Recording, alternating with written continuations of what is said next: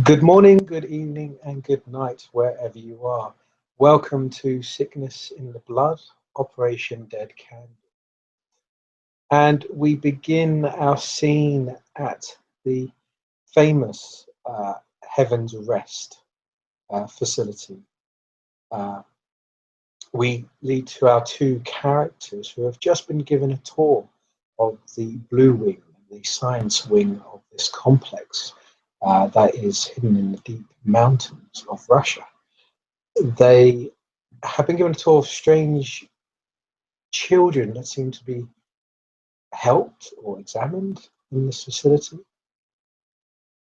and have been informed that they could speak to the CEO Noland later, the manager, the operations manager of Heaven's Rest. But we will zoom in to our two characters who are just making their way back after a long day. They are just heading through the main green wing, the sort of central parlour of Heaven's Rest.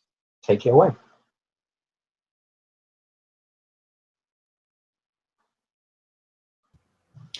As they're being led back through the green wing, Mirzan is going to be thinking about what he's done, how he's dropped the black box for the mages, and how they bumped into this strange character who left them it was the information chip, wasn't it? It was a USB, simple USB, yeah. He just ran into them and left them, gave them a USB, and now Mirzan's running through what Mr. Quiet told him about how there was another agent there called Agent Elixir, who they were to who's doing his own thing, but they were going to, if they could, meet up and use him, but he seems like he's used them instead. So dropped off the little black box for the mages, which in hindsight, even though kind of working with your enemy to get something done, because even though they're mages, they can be quite powerful, but still it's technically going against his orders. So it's also in the back of his mind that what he's actually done is a deal with the devil. Will he get in trouble with the company? And also the picture the little girl showed them that seems to be quite set on Victoria, because the little girl showed them a picture, but it seemed to have Mr. Quiet floating in the background, which was a bit disconcerting. So not only is there Agent 22, which is an alpha level agent knocking around, also Mr. Quiet could also be there as well. And that's what's going through his mind as they're walking back, being led back into their quarters. Victoria's not happy, but if you want to read that on her face, there'll be a dice roll. She looks about as angsty as usual. So there's a lot of playing with the bangle, little plastic bangles around her wrist. She's, pulling the cuffs of her hoodie up, pulling them back down again, pushing them back up, sort of playing with the sleeves and picking at her nails, that kind of thing. Eyes darting left, eyes darting right.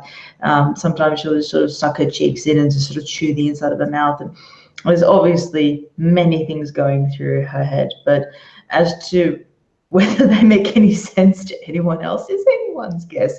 Feel free to come inside. It's interesting in there. Well, but mostly what's going through Victoria's mind is this is wrong, this is wrong, this is wrong, this is wrong, this is wrong, this is wrong, this is wrong. And it's just a perpetual loop. It's like a broken record player going through her head. Okay, if Mirzan wanted to try and work out if you could notice that Victoria is looking a little bit more agitated and manic than normal, what would that roll be? Feel free to take it as a go. It's obvious to you. You spent time with her. Yeah. I would say, Blue, as well, if you could just give me a stamina and empathy roll. Stamina and empathy. For our lovely viewers, Dice Stream isn't working, so this rolling shenanigans is going to take longer than normal. So please buckle your seatbelts, go grab a wine, have a chocky, whatever. I'm sorry. Is Lewis? Yeah, Lewis is rolling. Yeah. So how many dice is that I got to do? I've got, well, look, I'll tell you what, because I don't know how long I'll live. I'm going to, don't you smirk at me, David. Sorry, thought the mic was on mute. I'm going to be utilizing, in order to gain, for my empathy, I shall add one for trained observer merit, because I can. Okay. So that's 4 dice altogether. Okay, roll away. Hey. A 1, a 0, a 5, and a 5. That's not a very good roll. No. That's it. Okay. Well, the so, 0 is a 10, I believe. oh, the 0. Oh, yeah, it is. Yeah, sorry. It's the way Lewis said it. I was thinking. So So, a 10 so I says believe that gets explodes. rolled again. Roll one more Yeah. time. So it explodes, and you get another 5. No, Okay, or so 1. once as you're feeling very, it's that usual feeling, that sense of overwhelming stress, but there's just a slight odd sensation, feeling of home, a feeling of something familiar, very familiar. That is even more wrong. That is even more wrong. It's even more wrong, but you've not felt it since you've been here. Not since It's then. a very, very, very, very, very subtle, very slight feeling, something in the blue wing that felt familiar, felt of home. Oh. That's what you're left with. So yeah, I'm not sure what your expression is now. It's probably you only notice it if you're leaving. Expression. Once that is realized, hands go in the pocket, head goes down. She's probably like you can put a hoodie further down and just like walk. No.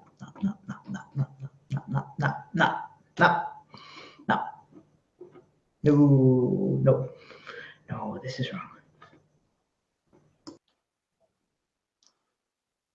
I'm assuming she's saying that out loud, Lewis. I don't know how.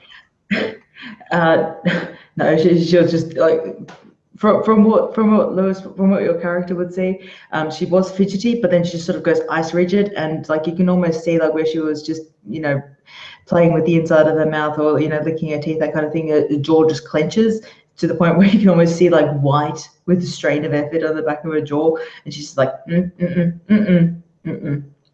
just walking.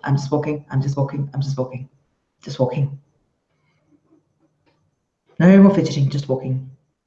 Okay. So as Victoria is going through this, what's going on? Are we just being led back to our quarters, or do they? As you proceed, you go through the blue wing and you go through some of the other sort of corridors. Again, the corridors and rooms are always filled with either sort of doctors, scientists, other, again, quite elderly or wealthy-looking individuals. But people always seem to have some sort of illness or they look unwell, but you can tell they're made of money. There's a lot of money in this place. And a lot of hope as well. You see a lot of people quite happy, quite thoughtful. You do see families walking past, again with children or kids, again, who do also look unwell. But as you proceed through all of this, you will go to an elevator that leads up to your quarters, your floor, as you have been given like an entire floor to yourself. And you'll proceed into that lift. At which point something will happen, unless you wish to add any further. Is it just us two, or is there other people? Yeah, it's just you two. You just go into a simple lift. The door's closed. I'm imagining Blue, you're actually still a bit more tense and a bit more awkward. I don't know whether you're just being awkwardly quiet with each other, or. Murazan will look at Victoria. I have nothing to say to this guy. Well, Murazan will look at Victoria and just say, "You seem a little bit more agitated than normal. What set you off edge?"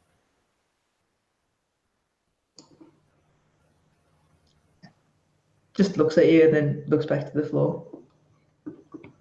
And you're a quizzical type. She's worked with you long enough now to know that you wouldn't take that for an answer. So she'll just sort of start scuffing with her boot against the floor and just go, classified. Fine. Was it anything to do with the children? Classified.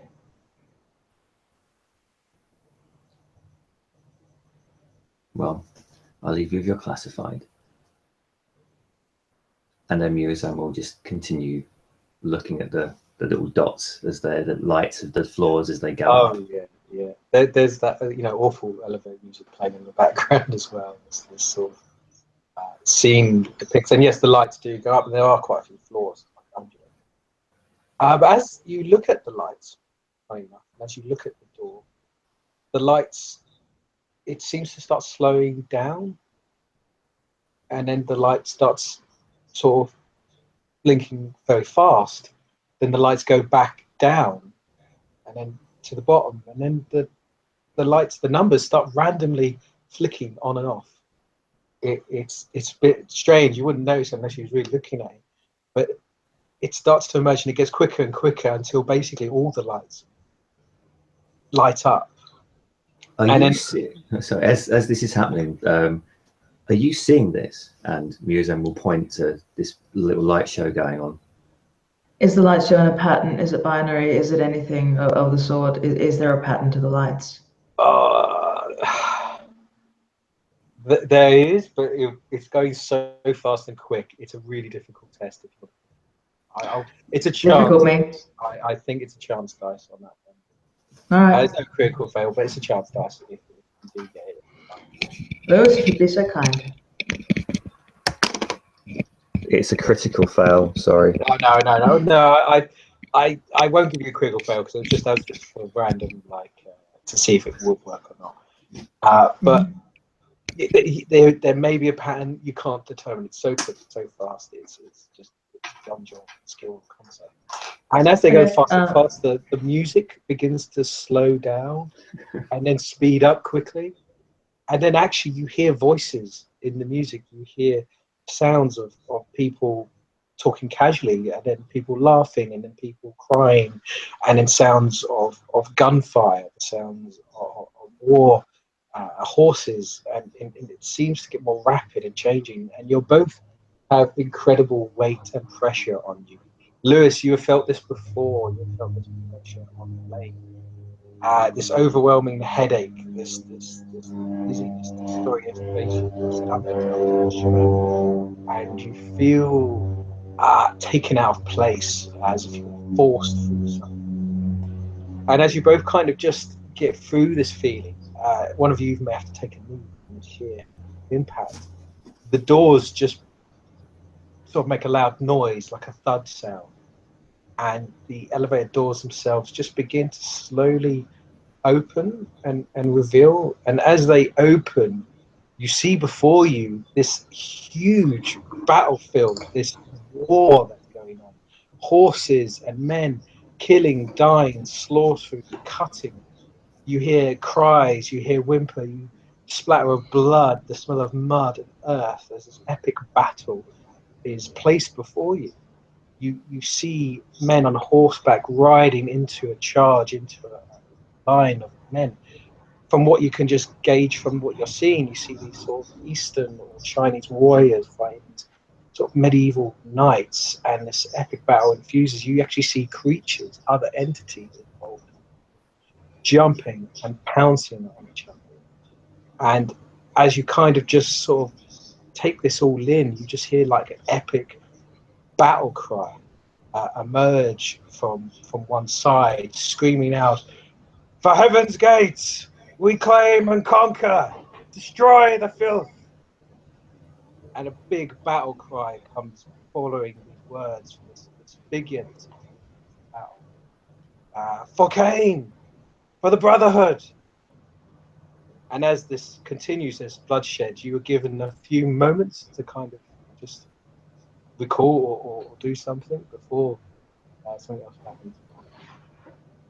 As the lights happen, as the pressure happens, and Murozond feels the same sensations he felt when he saw the image on the plane, he will buckle under the pressure and get down onto one knee and just hold the side of the wall and just look out at this insane battle that's going in front of them. And like, what what the hell is this? And he'll just look over to Victoria and just see what reaction she's having to all of this. Victoria is probably hands and knees also, but far more forward towards the elevator, almost probably grasping where the elevator doors close and like looking out. Look of complete awe on her face, and I think under her breath she'd even say, "Well, that's what happened," but say nothing more. But she's intently watching this unfold, taking in every detail. Now, as you're both kind of taking this in, trying to work it out, it does feel dreamlike.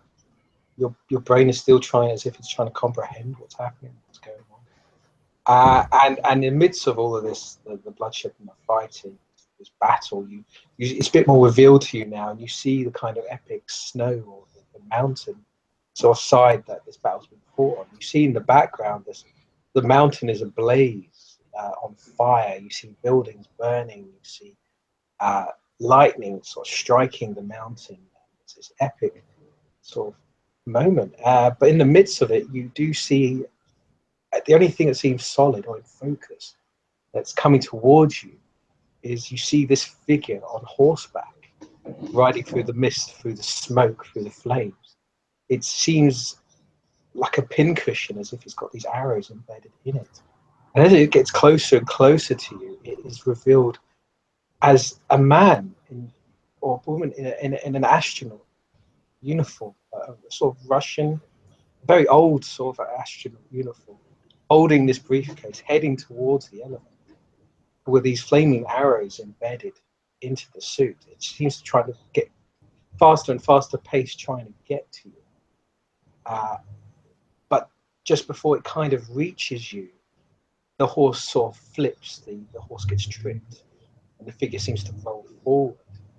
And as this happens, suddenly from the left side of the elevator door, this huge knight figure emerges and stares blankly at you, and as if it's trying to figure out what you are.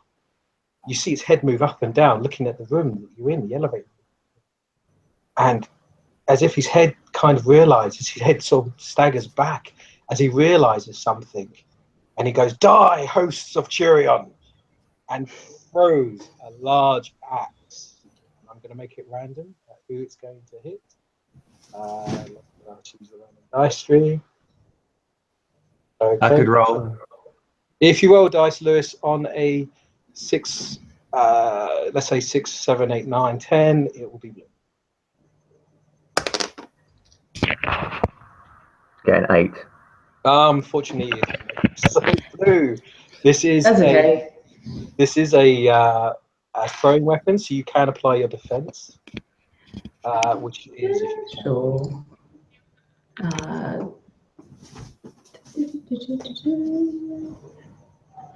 Defense of 2. I have got iron stamina. Don't think that applies. no defense 2. So this goes down to the what is it? Brawl? No, it's melee. It makes sense. Athletics, actually. It's athletics. Sorry, yes, about 4. It makes sense because Ryoka, Victoria is at the doorway, pretty much in plain sight, not getting out of the way, going, "Ooh, pretty." It hits for 1. It hits on a 9. So, and as it's an axe, so it's 1. That's going to be 3 damage, lethal damage, as this axe kind of flies through the air and just basically lodges into your shoulder, shoulder. Delightful. And at this point, as if suddenly, the axe itself kind of it does this in kind of a slow motion, as if the axe shouldn't be able to do it, as if it kind of rip through something to get to you. Is it one of those ones where the axe is going at slow motion and it zooms in? You kind of, yes, you look at the axe and it's going in slow motion, but then as you look to your shoulder, the axe is already there. It's as if you're just looking at a past image of the axe being thrown, but the axe is already implanted into your shoulder. It's as if this freeze frame of moments is appearing. And then suddenly, as if everything speeds up, there's a rapid motion of noise and sound, and that feeling of nausea, that feeling of overwhelming Pressure comes over you, and you just come back into the moment. Can I have 1 second of yeah, I'm gonna have 1 second of slow motion, pretty much where Ryoko's just sort of going, no, it can't happen. It can't happen because I'm not here. Because I'm not here and you're not here. So how can this happen? But if I'm not here and you're not here, that means we're existing on the same plane. Snap. Ah! As you try and reason, it then happens, and yes, the doors then suddenly close, and the lights flicker on and off, and then suddenly the music comes back, and the elevator is just about to open outside your apartment, your wing of your floor. Sorry, and you're left with that. And yes, Blue is quite lodged into your shoulders. I'm in shock. I'm just not even gonna roll for shit. I'm just in shock. I'm just looking at the axe, going, oh, just straight into shock. As the axe flies into the lift and smacks into Victoria's shoulder, and then the doors close and then the doors open again and they at their floor, Yurizan will just go into his kind of paramedic mode from when he was in the army, his training. So he'll just like swear under his breath, and then he'll just look down at the prone body of Victoria and then just try and make her feel like, and just see what he can do, like to there in the lift, and then just get it into their apartment as quickly as possible. I'm not resisting. You're just dragging me. Probably the only thing that you will get from her is just a wide-eyed stare and a walk, and just going, shouldn't have met on that plane. Shouldn't have. Because I'm not even here. The mountain peak was different. Different. It's all different. What are you saying? Look, come on. And then he'll just take her into the room as best as he can, where she's still got this axe inside her. So then he will just get her in the room, lay her on the ground, and then he'll do his best to try to see what he can do about removing the axe and maybe patching her up a little bit. Okay, we'll do a basic roll just to represent all this, and it's a simple dexterity and medicine, I think. Roll. Okay. Or actually, I'm trying to think. What is it? Is it medicine or science? Would be medicine. This one. Is it medicine? If we can't save your arm, he's got the amputation speciality, so you yeah, might live. I was going to say, yes, it is medicine.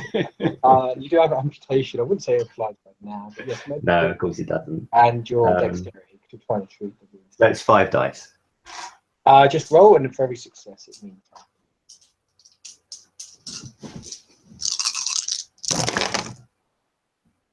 Oh, cool. That's, I get a 6, a 1, a 4, an 8, and a 10. So I've got 2 successes. The 10 explodes. And I get 3. So it's 2 successes. Okay, so you basically you managed to treat the wound properly. It's not as bad as it seems. You kind of take it out, patch it up. Blue, that means that you have been treated. 2 lethal damage has been treated, and then turns into bashing damage. So you have 1 lethal and 2 bashing on top of your other bashing. So you might pass out if that exceeds your stamina. You may have to roll to keep conscious. I'm just having a look at that. Yeah, if you're full of bashing and lethal, then you may pass out.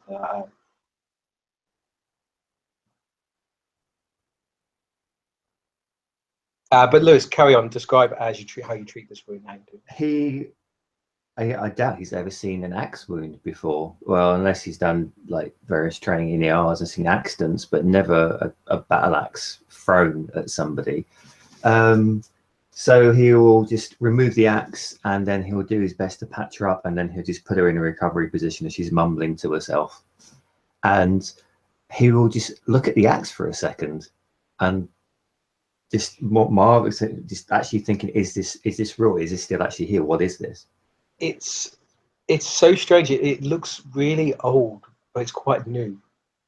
The design of it is incredibly old, but then it's quite shiny. It's quite well kept after. A bit muddy and a bit bloody from the recent incident, It's a simple kind of hand axe. It's a one-hand like throwing axe, and it has these wonderful engravings and markings. And there are some words written on it, but they're written in French, like a very old French. Can I make any use of that, even though it's old French? It's old French, but you could work out some of the words. So if you could roll intelligence. Just a straight up intelligence roll. No, it'd be intelligence and academics. There you go. Okay, so it's going to be 3 dice, so not that great, but still got a chance. I will roll into more. A fairly success, you will get something. I get a 3, a 9, and an 8. Oh, so 2 successes. Okay, yeah, you gather information that it says like for the Brotherhood, for the righteous, death to demons, death to the dishonored. Those are the phrases you can pick up. The key words being brotherhood, and it seems like a whole. Again, there are symbols of Christian mythology, and there are other symbols that seem Christian, but they're different. Okay. And altered. You may recognize those symbols. I will do another roll later for that. It'll give you a bonus if you recognize that. But those key words, the brotherhood and the death to demons, death to the unholy, seem to be prominent all over the axe. Is there the weapon, actually, as you hold the weapon itself just it just feels good to hold it. There's a kind of a righteous sort of feeling to it as you hold the weapon. And that's what you gain from it. That's what you gain from it. Okay. So he's looking at this axe, and then he sees the brotherhood for the righteous, and all those things in like very archaic old French. Puts down the axe, and then just goes over to Victoria. Are you okay? Are you conscious? Are you? How are you? Like, what did you do? You remember what just happened back there? I don't know. I need to roll for stamina because I might pass out. I am forward bashing. So it's just I think it's stamina and resolve. I think that's stamina resolve. Again, iron stamina doesn't help anything. I don't know. I can't remember the rule. It was 5 dice, just resolve and stamina, unless there's anything negative. No, you have to roll it. I think you got to keep rolling it, or you'll just eventually pass out. Okay. So yeah, just 5 dice if you could, Lewis.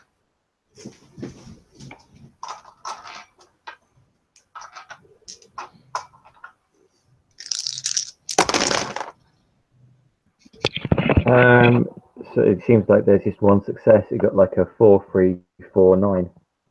Okay, Yeah. so one success. You'll be able to stay awake rather than making you roll all the time. We'll simply say you can stay awake for about 10 minutes before you're just going to pass out. Okay, sounds good to me. So you can respond to this. Okay. Oh, right. I think for the first time you'd see Victoria's actually scared. Not the scared of shit, I could have died, but something else. And what she says, where she just sort of goes from mumbling, I can't die yet, I can't die yet, I can't die yet. This isn't in the script. Not yet, not yet, not yet, not yet. Just pretty much mumbling that until you ask, are you alive? Are you conscious? Do you remember what's going on? And she'll just sort of go, they met.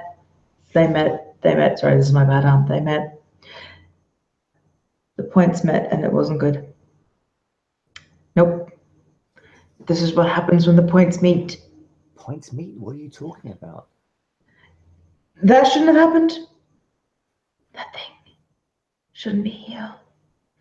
Not now, not how this is. No. And I've said too much. Shh.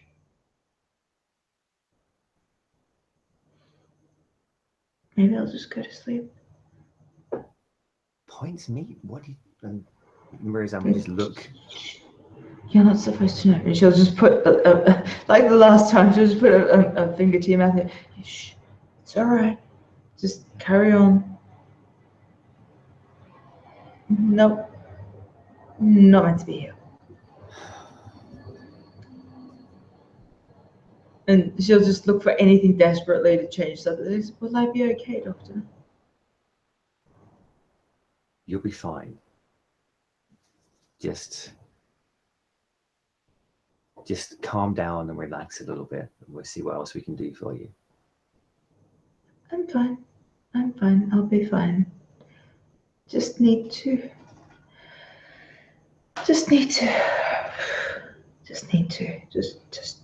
shh, go away.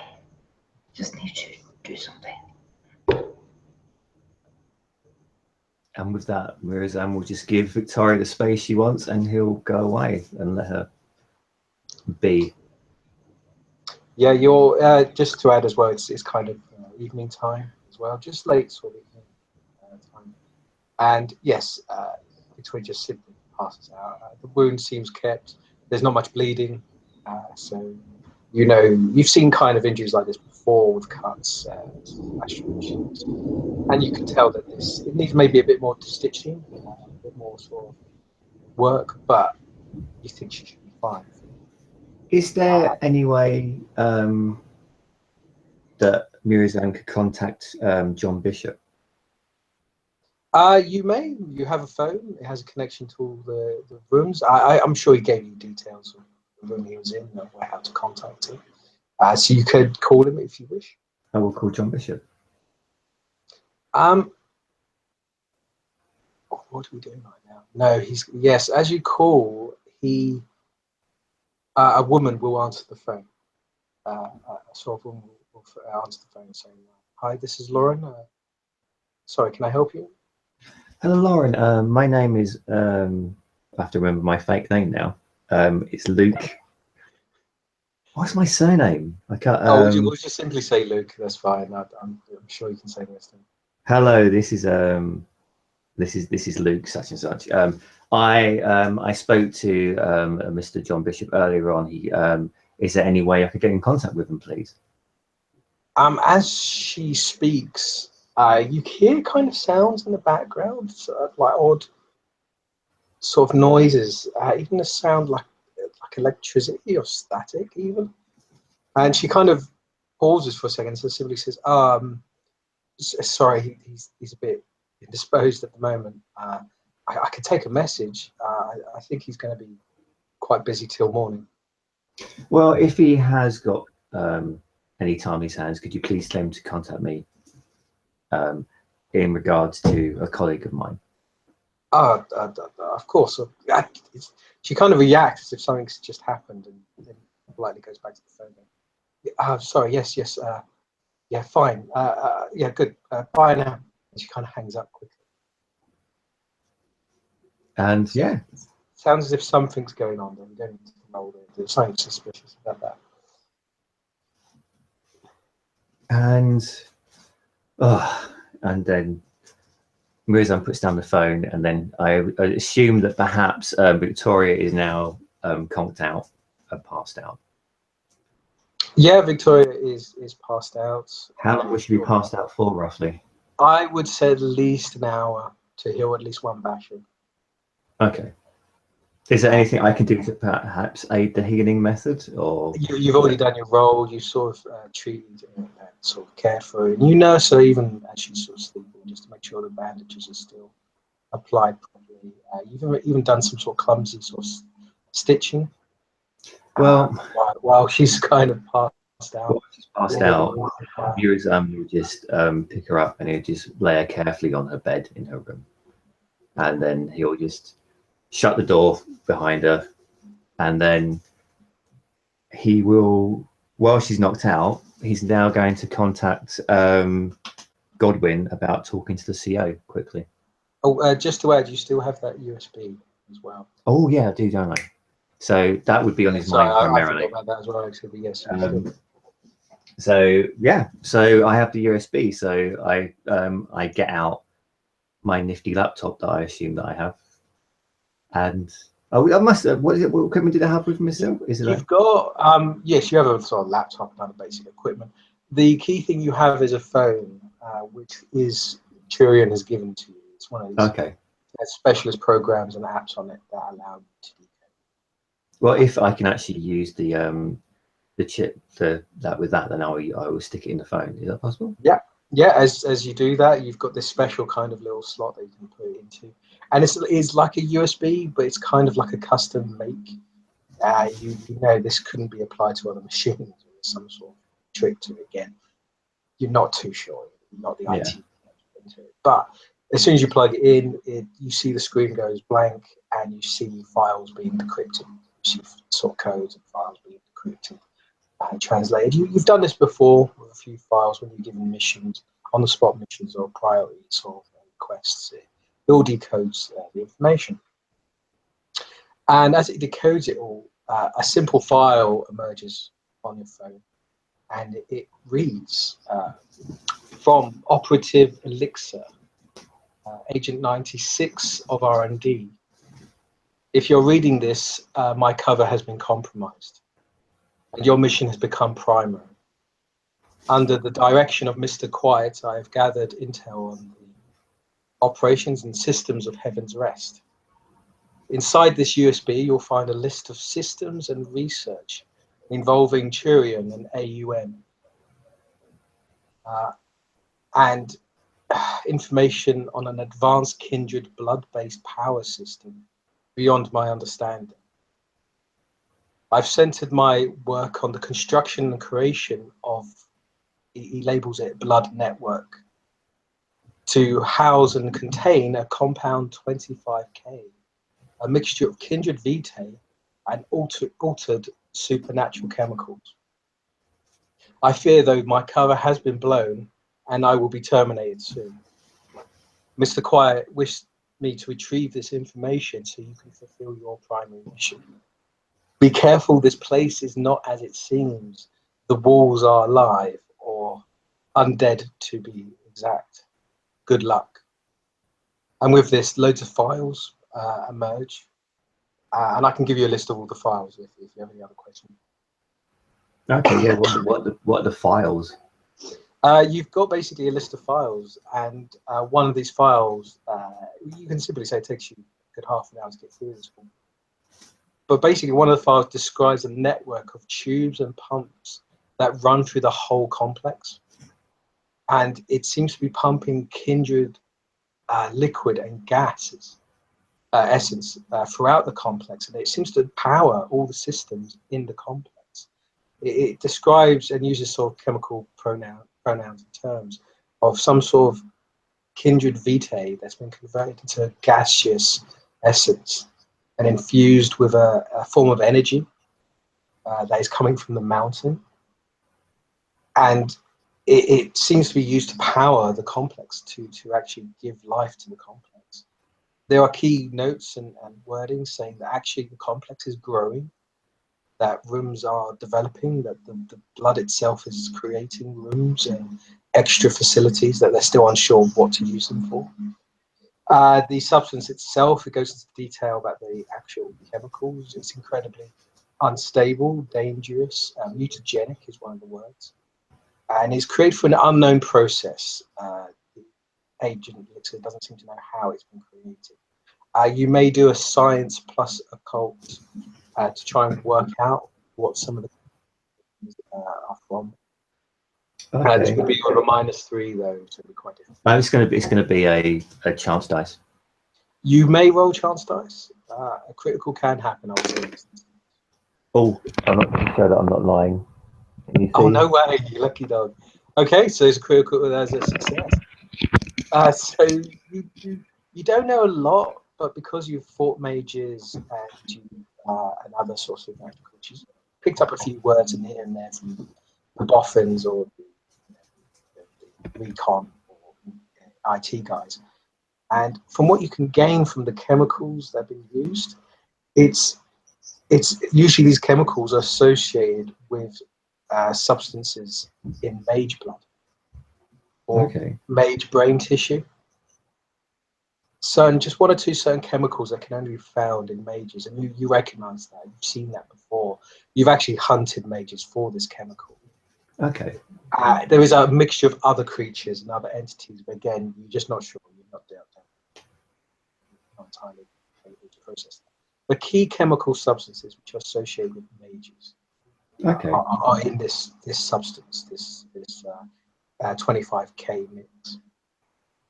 The next item is it contains details of the network in the complex, and it actually shows you, it's kind of been highlighted, a entranceway into the main part of the network, like a main valve that leads to the central, like it's referred to as the pumping station. It's located in the red wing, and this entranceway can be found in the green wing, in the underground garden complex. Okay. And it gives you a list of codes as well to gain entry into this pumping station to get through it. It has other sort of warnings, something about incredible cold conditions, biohazardous sort of warnings. But this is a direct route to the pumping station. Okay. And as you're reading this, the other things will start to occur, but we'll allow. This will take you a good half an hour to an hour. Okay, there's a lot of information to dive There's a on. lot of information. Yeah. You're kind of processing it all, and stuff. You start feeling a bit odd as you're reading it all, and you also, there is bonus information as well, but it will take a bit more time to look into it. There's a lot there. There's a lot there. So at this point, we'll say, Blue, your character will kind of awaken. You've killed 1 bashing damage, so you're kind of up and about now, but you still feel very crappy. I am expecting nothing less. It's a David Hat game.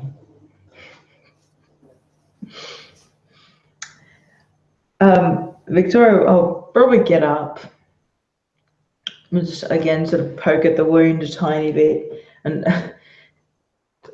like an idiot, just go poke. Is it real? Poke. Oh, ow! Yeah, that's real. Not saying it, but child putting hand in toaster type thing. It's actually not used to this body in a way.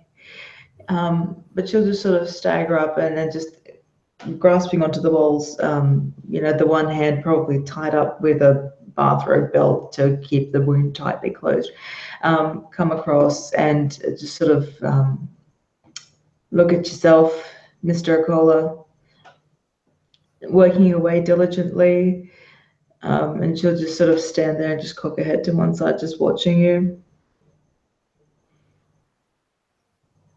Will I sense the fact that she's looming? Oh yeah. I mean, you hear. I'm not making, yeah. If nothing else, you'll hear the feet going shuffle, shuffle, shuffle. She's not asleep. She's not sneaking up on you. You're finally awake. You're feeling any better? Not particularly. Are you still not going to tell me what it means when the points meet? No. Can I borrow you for a little bit? Of course. And he'll stand up and walk over to her coyly. It's like, what? What do you need? Won't even look at you, just put her hands out. This may hurt. Look to grab onto you. Fine. It's like he knows what's going to come, but he needs her to be up and mobile. So he will just let her touch David, it. I have an idea, David. Oh, go on. I'm going to drain his essence into myself, then use my level 3 ability of speak for the frequency, where I can affect and manipulate machines in order to manipulate and affect my own machines to increase my healing factor. Wow. Okay. There's a lot of dice in that, and there's a lot that could go wrong. Yes. So just to give you the heads up on that one. Yep. Lewis, Lewis is quite resistant to this thing. Done that before when he tried to do it. He seems quite resistant. He seems to be quite happy for me to do it. I did warn him. He could always ring room service if he doesn't want me to grab onto his throat.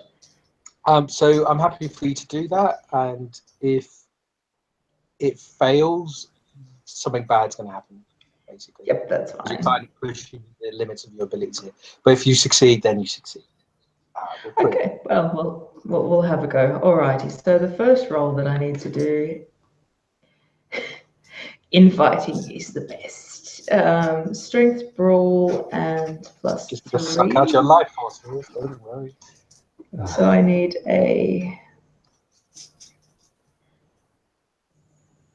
So I need an 8 dice roll to begin with to get your willpower out. I mean, I must So admit, actually, if Lewis, if you voluntarily kind of allow her to drain you, Yeah, then it he's like, works. It works. he knows what's going to It's not like you're happen. resisting, so. He knows it's going to happen, but I mean, yeah. So Yeah, he'll actually, you don't have to brace roll what's to going to oppose it. happen, but Okay, in that case, Blue, if you just simply rolled a, let's say, stamina, I don't know, what's the roll for the ability? Sorry.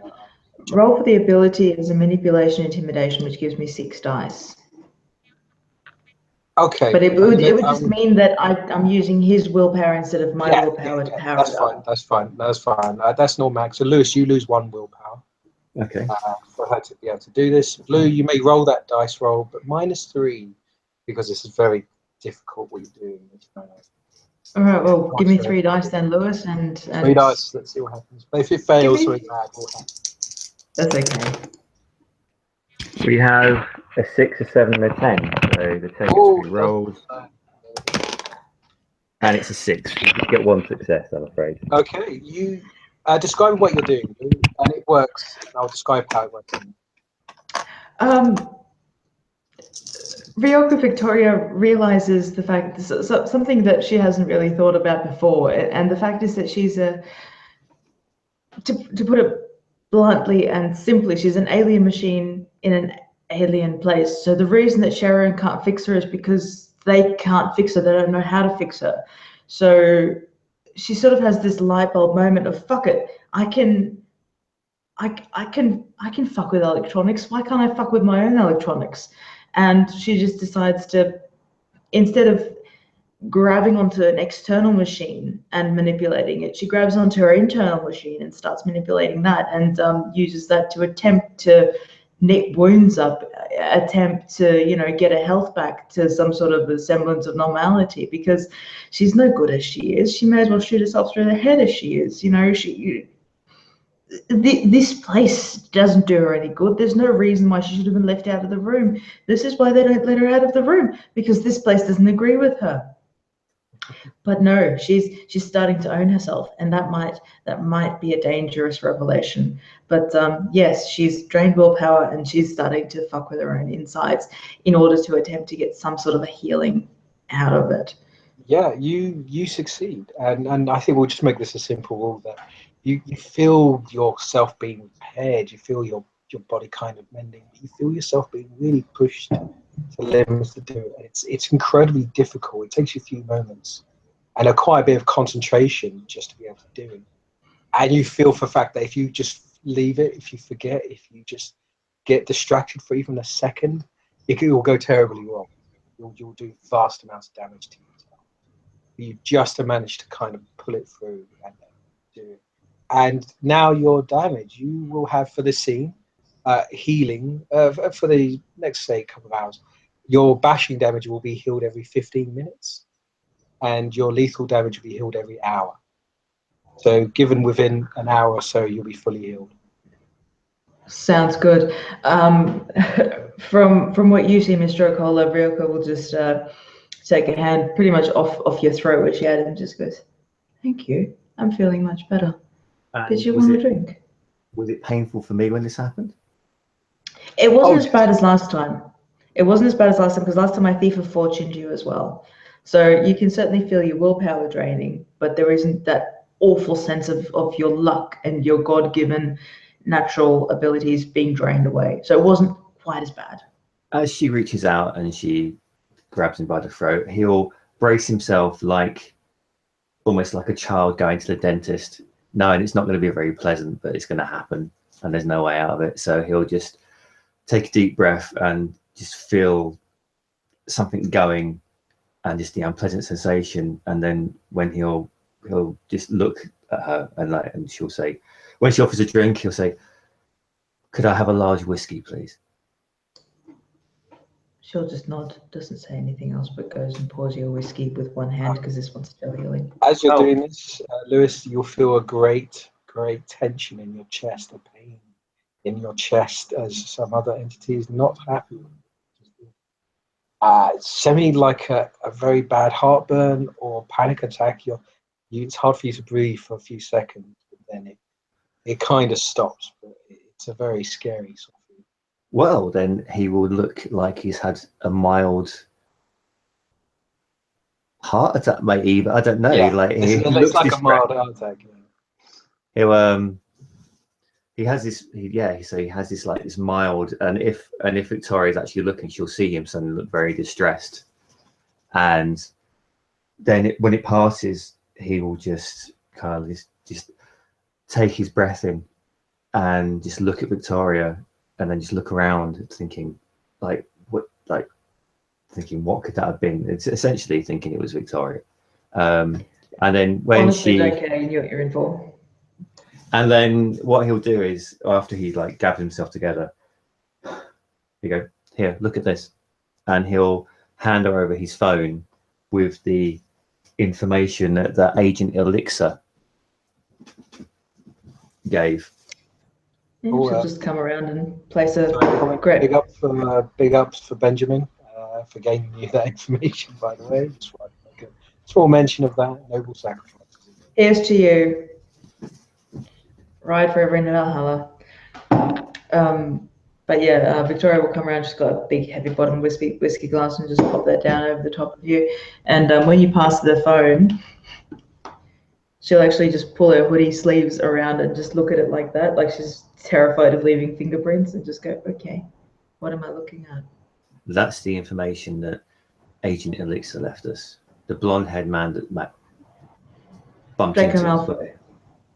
Yes, Draco Malfoy. Okay. And I was listening in, but I want the Chinese whispers. So explain it to me, Lewis. What am I looking at in character? Okay.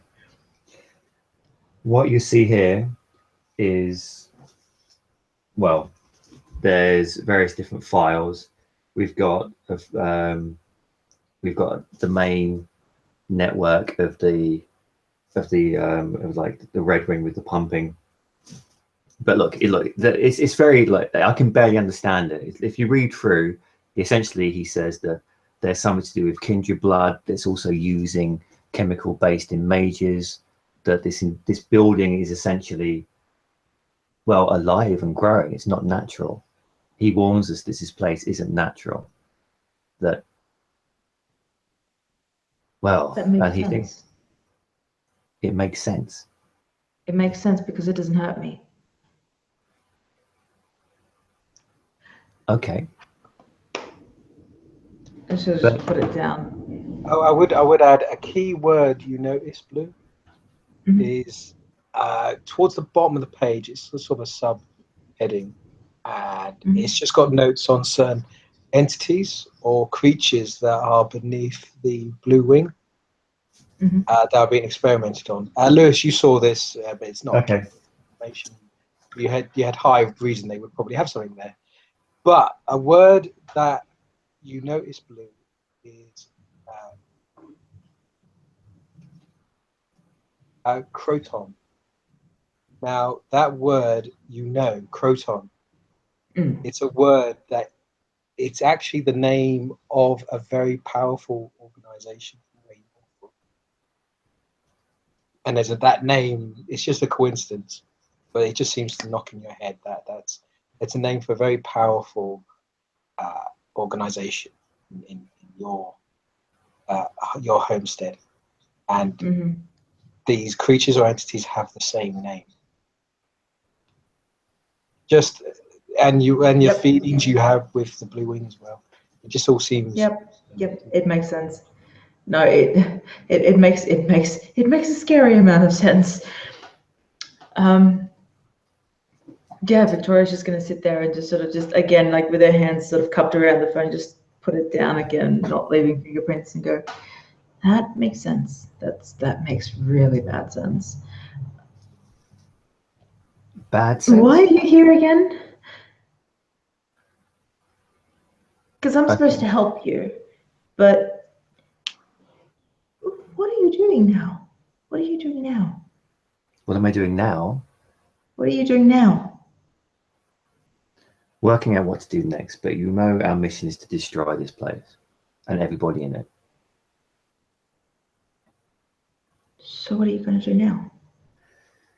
We are going to find somewhere where I can put I showed you the little blue capsules before. It's The special bath bombs. yes, it's like the XA12, I think it's called. The egg-like things. Put them in a water supply. 6 hours later, people will mutate and become manic. I think it's about, they said about 76 to 80% of the population will. Then we just cause as much damage as we can. Elixir has given us enough information to take back. So now we're just on a destroy and escape mission, really. Do you think you'll succeed? I think we can do it. No, do you think you will succeed? I think I will succeed. So what are you going to do now? What am I going to do now? Yes. Well, and prepare for what comes next. And he'll go over to the case and just start taking out all of his equipment that he's just going to use.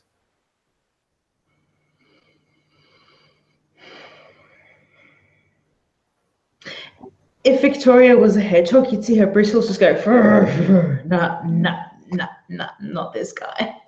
But oh, it's the most horrible and the most strangest internal calamity that she's having, because she could probably do what he needs to do. But knowing now who she's fucking with, she doesn't know if she wants to, because that would change everything again. And that doesn't need to make sense to anyone, because the reveal will come when it will. But trust me, it makes sense right now to me. So she just sort of sits back and just waits for Mr. Okola to be the big hero to see whether he can do this. I must add to you as well the details with the information given. The pumping room is basically right next door to like the water processing. Yes. Of the other. Okay. So I said it. I thought it'd be assumed, but basically it's all within the same area. I'm going to be cheeky, and can I do a science roll on the files also? Mm-hmm. Okay. So intelligence and science you want? Let me just double check. No, science and occult, because it's Science quite. and occult. Yeah, it's kind of science and pseudo. There's all kinds of rituals and other things that it mentioned and stuff. All right. But it is -3 as well, because it's quite difficult.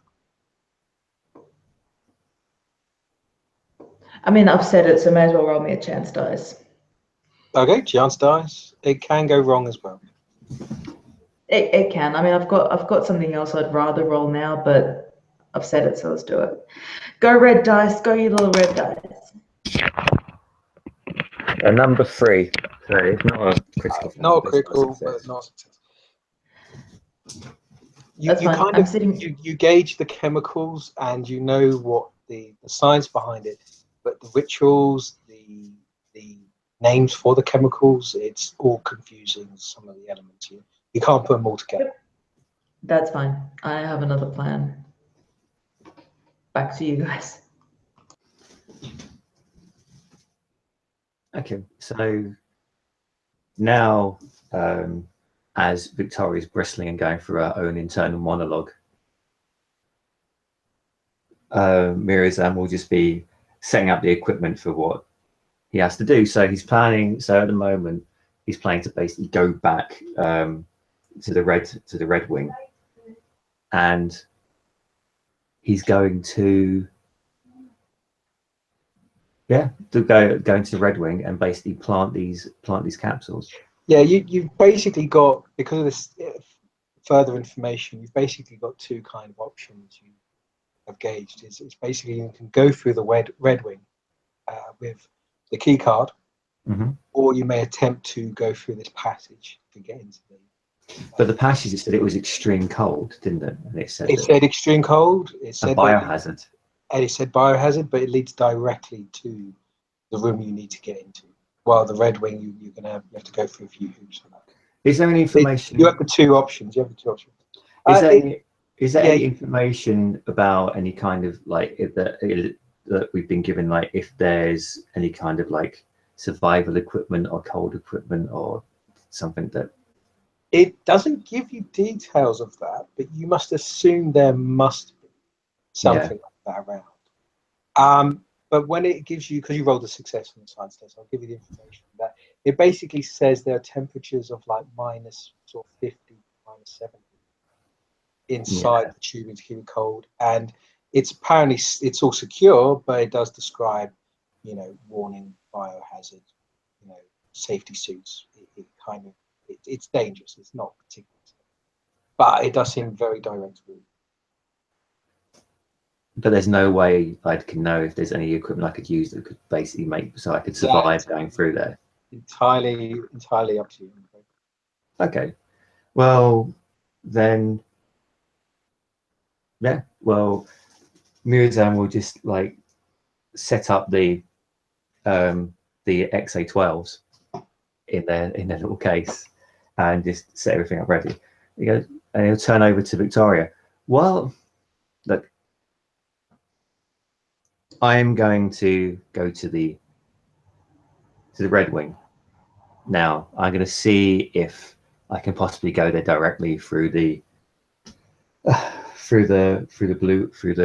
green wing, but I'm going to need to see if I can find some kind of survival equipment first. Hopefully there'll be some by the entranceway. If not, then we can make our way back to the Red Wing using the key card.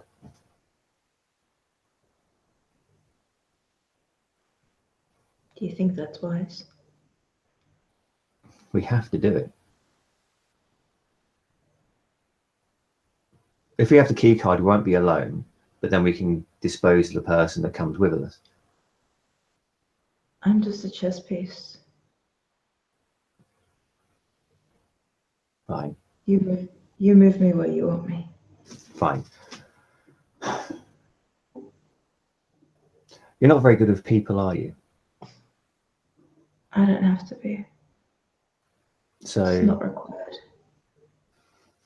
I doubt it'd be very good to send you off to see the CO while I go and plant this. I can play pretenses, but I'm not good. He might not live, or she. Live? What will you do with them? Say hello. Well, none of them are going to be living in about 24 hours time anyway. It's not a good idea. Fine. Say it. Well, come with me then.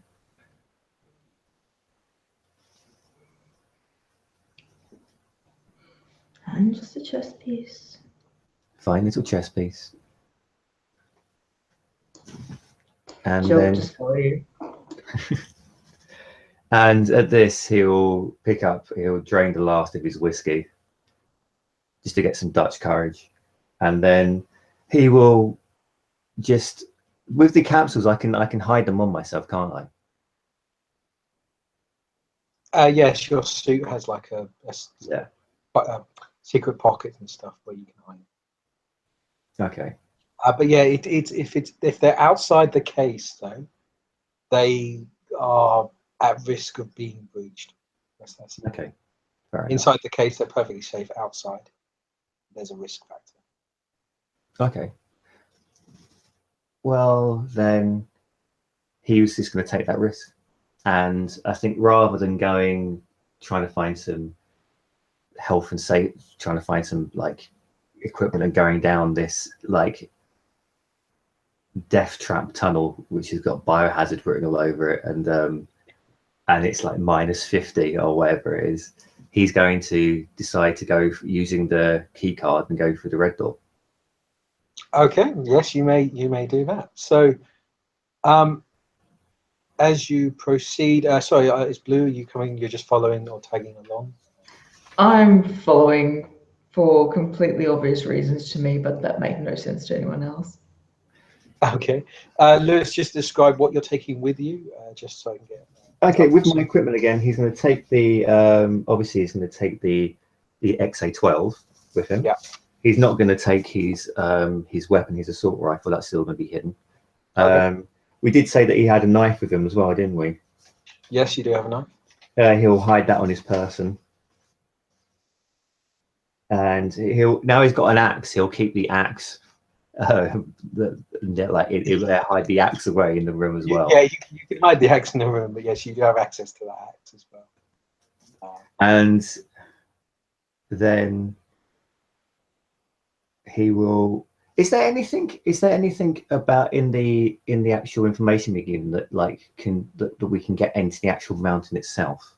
Because that is actually part of the investigation. We're not only meant to damage as much as possible. We're meant to investigate the anomaly within the mountain itself. Yes, sorry. I hold on. Let me just double check this information. Sorry. Yes, I missed this bit out. Yes, it does contain details of a network that connects to all the buildings. It's the blood network. What's interesting is the blood network. It reaches out to all of the buildings, the three main buildings, the blue wing, red wing, green wing, and it refers to another building, the fourth building, which is kind of built into the mountain itself. It refers to it as the White Room, and then it also refers to kind of an underground complex in the blue wing that the blood network connects to. And the underground complex and the White Room seem to lead to further tunnels that lead into the mountain. The blood network doesn't connect to that though. Okay.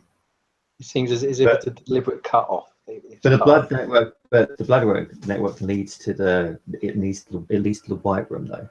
It leads to the White Room, yes. And then the White Room we can get to the Blue Room, and in the Blue Room we can try and get deeper. No, yes, sorry. The Blue Wing has an underground complex. Yeah, the Blue Wing into the mountain, and the White Room has this complex that leads into the mountain. It seems the only way to get to the White Room, it has this kind of tunnel that leads to the Red Wing. It seems to be the only way. It's not very detailed. It only shows you the blood network. It doesn't actually show you the rooms and the tunnels themselves. It just shows you the diagrams of the network that lead into these complexes. Okay. As you look to it, oh, by the way, sorry, I have to add this as well. As you're reading this information and as you look at this network, it looks like this weird, veiny kind of creature or entity that's going out. There's no direct sort of routes. It's all curves and moves, and as you read, you start to feel a bit odd, and it's as if there's a weight being lifted from you. And as you look around the room, you just start noticing like the lights pulsing slightly. Okay. And you start noticing a kind of a gentle sort of pumping sound in the room itself. Okay. And it starts to really unnerve you. It starts to make you feel very uncomfortable. Now that it's as if something's been explained to you that you always knew, but for some reason you just couldn't comprehend. Okay. So from reading all this information before they set off, Mirzan will just look to Victoria. Look, this is the planned little chess piece. We're going to go down to the Red Room. We're going to taint the water supply with the XA-12.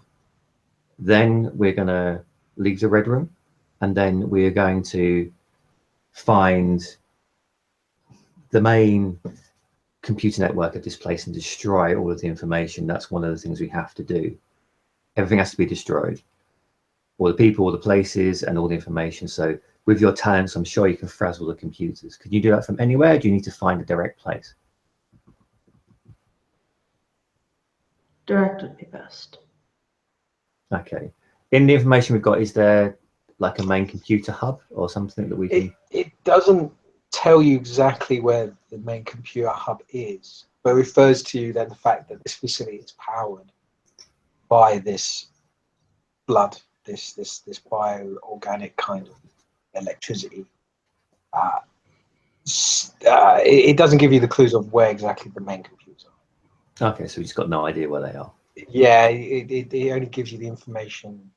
It seems very compact, the information that's been given to you. Is it reasonably obvious though that this place is an entirely organic structure? Perhaps to you, I don't know anyone. Entirely up to you. I've just described to you what the files are. These could be the files of a crazy man. Well, if we don't know where, look, we're going to go back, try and find the main computers. If we can't find anything, we will go back to our quarters. I will get all of our equipment, and then we'll try and find the right. We'll go into the blood network and find the white room. And from there, we'll Yes. and then from there we'll investigate within the mountain itself.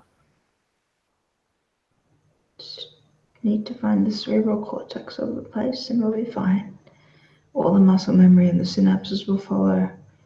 If it follows any kind of organic programming, then I'm not sure. Then maybe going deep into the mountains is the place we need to go to.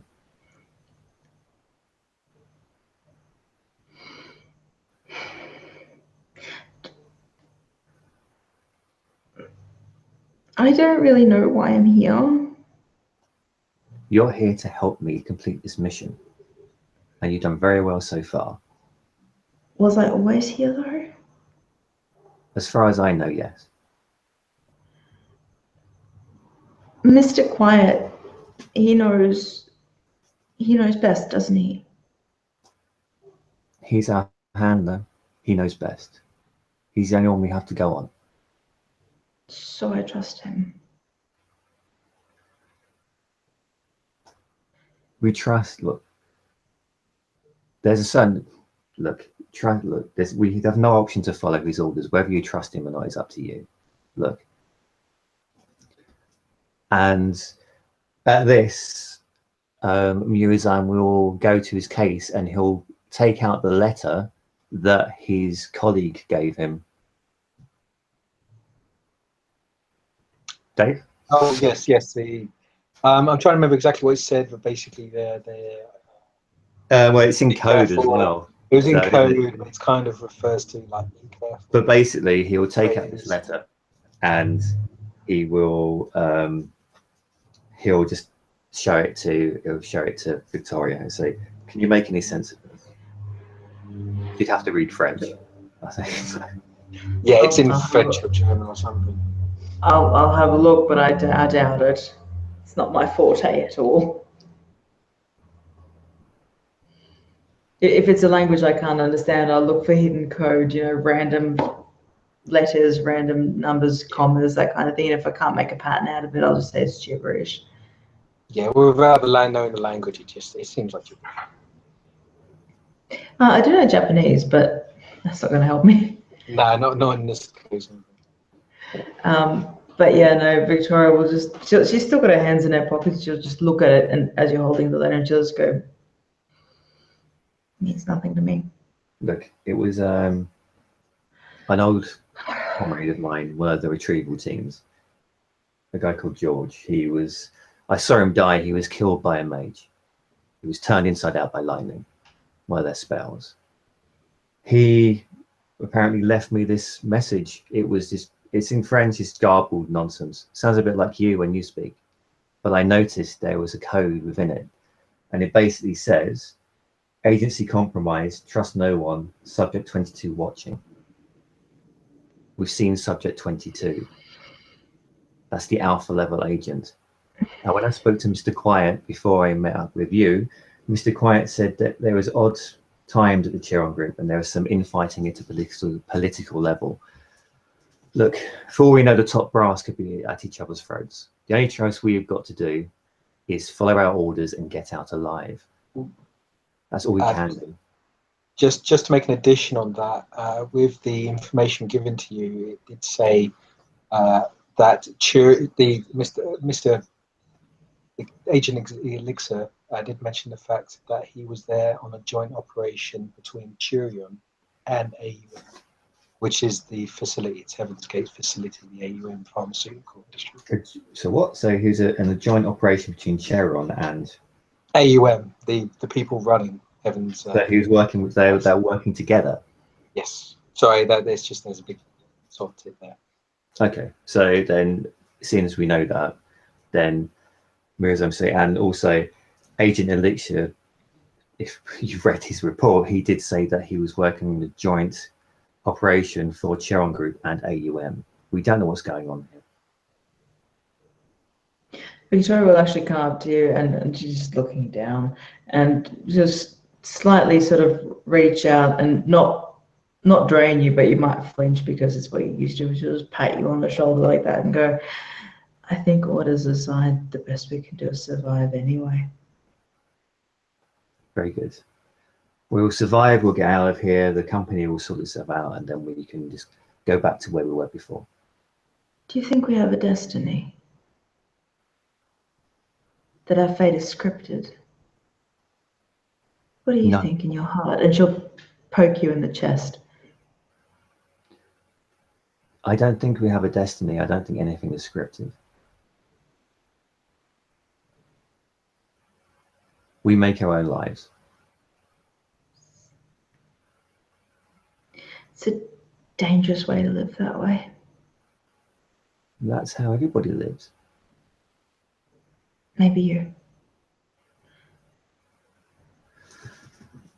Well, you're stuck with me now, so you're going to live dangerously with me now for the next few hours. Because I'm your chess piece. Well, and she'll gesture for the door. It's like, oh, she's sane for 5 minutes. No. It's like you've got dementia. It's a bit like you're okay one day, and the next minute you think you're at the shops. Yeah. But no, she'll just say, that's right, because I'm your chess piece. And just out the door. Actually, in hindsight, with the weapon that I've got, is there any, like, I can't, there's no way the assault rifle is too big to take with me unless I want to cause a big scene. What size is the assault rifle? The assault rifle is size 3. No, but you've got a really good one. I said it's a size 2. It's size 2. Okay. Because it can come apart. You have to assemble it, but you can hide it in a briefcase if you wish. Okay. I think I said your suit can take a size 1 object and hide it without any checks.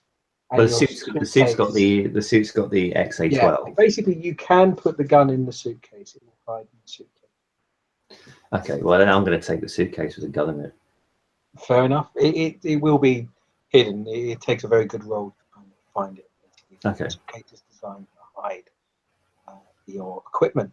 So, okay, yeah, no, you can keep the gun in the suitcase. So, and proper businessman. And with that, you know that we have. I don't think we've used them yet, but we've also got on our persons. Like my guy's got the communication implant. Oh, is that implanted in you? Yes, you do. Yeah. That's mainly for yes, like you say, with updates and being able to track you and locate. Okay. Well, is there any way I can just tap into this implant quickly to see see if it actually says anything or if something's happening? When you do, you can't get the signal, or something's interfering with the implant. There's an outside force causing a distraction, or it's causing interference.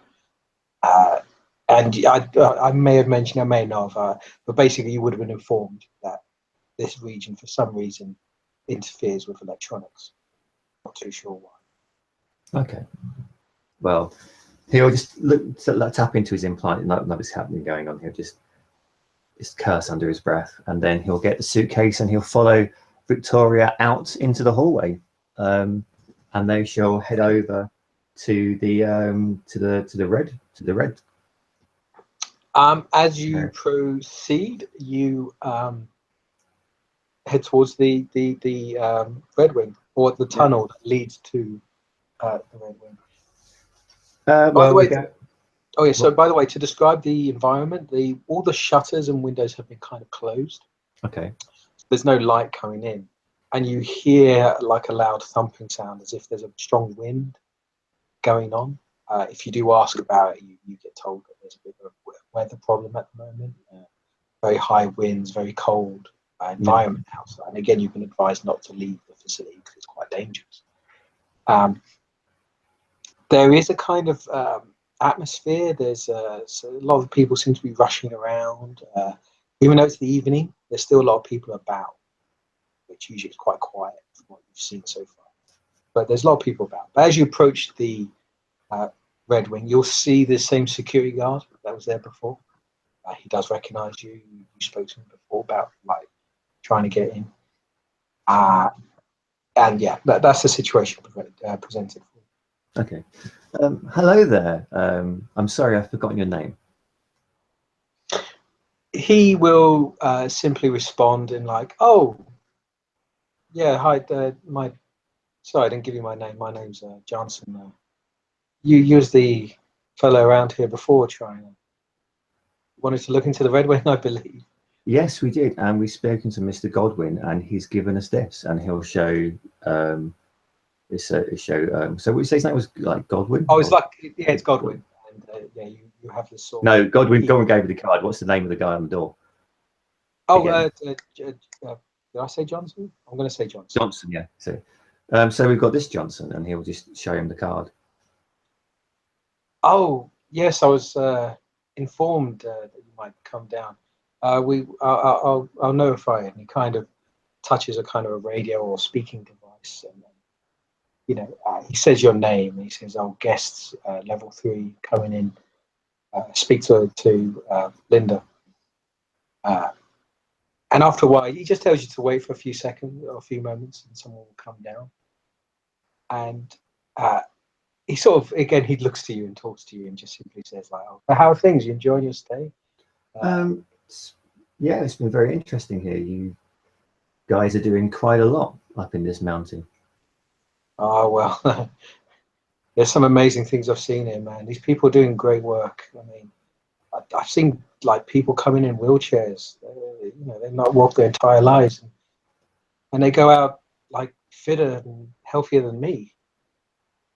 Well, it is an amazing thing, and that's why before the company I work for, Lionsgate Investments, we want to see everything, including the little nitty nuts and bolts such as this, even though it seems it's not much to sort of see back there. It's just it's where all the staff sleep. And, they've got some pipes and pumps. It's not as pretty as like it is out here, but well. It's the nuts and bolts of the place. We need to see it too. Oh, no, I respect that. Yes.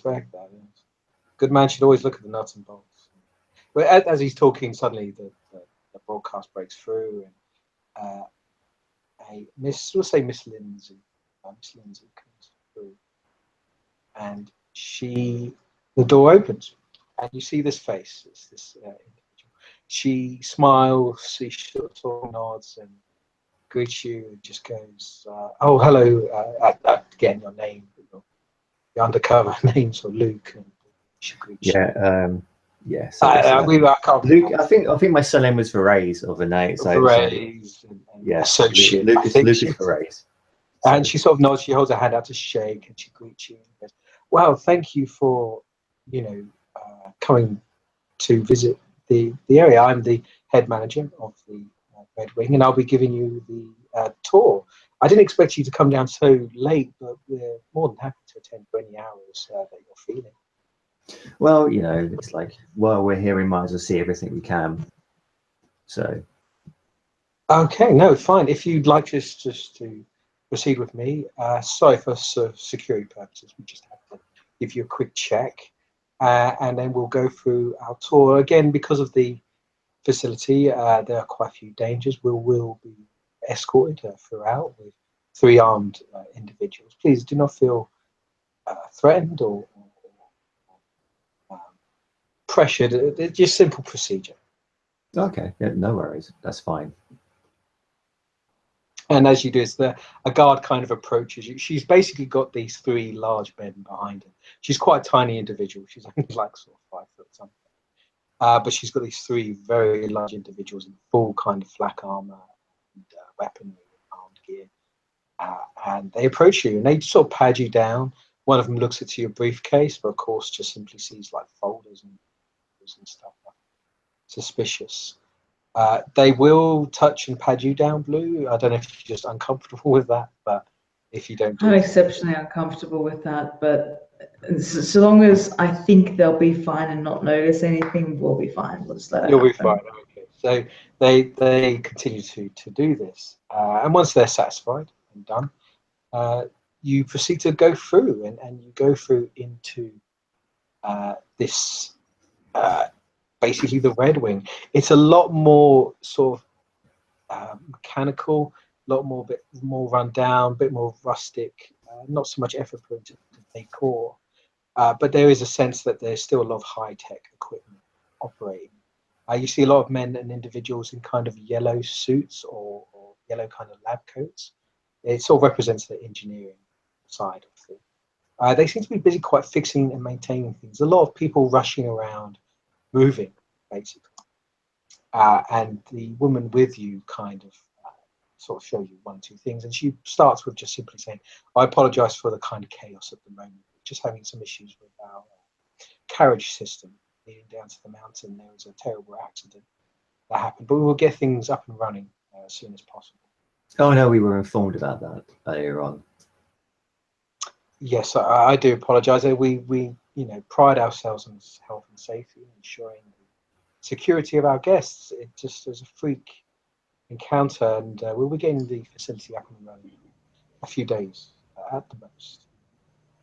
We have our top team on it.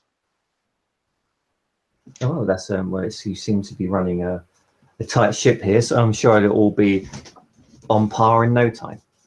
Okay. She continues to basically give you this tour. I can go into all the details of it, but she just shows you the sort of air filtration system, the sort of chemical warfare, like to ensure that the chemicals they use don't poison guests or hazardous to the environment. How the equipment and the materials they're using are top of the line, but they're actually using some materials that you've never seen before. Blue, you would have. These materials are way beyond anything in currents or modern standards. But when sorry. No, go. No, go on. No, if you do probe her for further questions, she either doesn't answer, or the answer she gives she doesn't seem to know herself. I'm not probing for more answers. I'm waiting for my cues entirely from Mr. O'Connor, and I'm going to see if I can catch his eye somewhere along the line. SD. Yeah. That's I could make that a roll, but I think you know each other well now. You can do that. And I'm just going to sort of flick my eyes over at the mechanics and then just give a quizzical look, like a raised eyebrow. And I mean, if you want to do a body language read, I'm pretty much asking, do you want me to have a look? Okay, so do I have to roll for that at all? No. I think you both know each other well enough. Okay, as we're walking around then, and she's doing this talk, at one point after Victoria kind of catches Murizen's eye and basically indicates that she wants to do something somewhere somehow, like then Murizen will just I was asking if you want me to. I don't particularly want to do any of this, but I'm your I can't. Listen. You're gesturing to him with a raised eyebrow about something, so he's going to take your cue. So, and then as they're walking and talking, at one point, Murizen will just stop and continue talking to the woman. Was her name Lindsay? Yeah, Miss Lindsay. She refers to Miss Lindsay. We'll stop and let's talk to Miss Lindsay, and so there'd be him, Lindsay, and the 3 guards and Victoria, and he'll just stop and just talk and just talk to her without moving, so he'd give Victoria a chance to actually touch something. Okay, that will be a roll because you are trying to distract her and trying to do something. So we'll just simply say a presence. No, manipulation plus socialize. This individual is quite savvy, so we'll say -3. So manipulation and social, I think socialize. Lewis, Okay. you're the one. Sorry, it's your character trying to do all this. So manipulation 2 and Socialise. socialize 1. So it's 3 dice. Okay, we'll see what happens. Don't get any successes.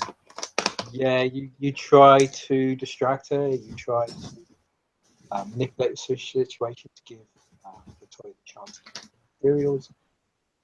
But she intervenes, or if she doesn't intervene, she kind of signals one of her guards to kind of just block Victoria to ensure that you're moving along, as it were. You don't seem to get a chance to quite get to the materials themselves. Again, she seems incredibly polite, Miss Lindsay. She's really friendly and nice, but the security guards with her seem quite tough, quite mean, very serious. You can tell, Mr. Kohler, that these are probably ex-military. Okay, cool. Just from the way they walk, from the way they kind of pose themselves. Very tough underlings. And you continue on with the tour, basically, and you will reach the lower levels at some point, unless you want to do anything else. And in the lower levels, she will describe the water system and some other systems that are classified.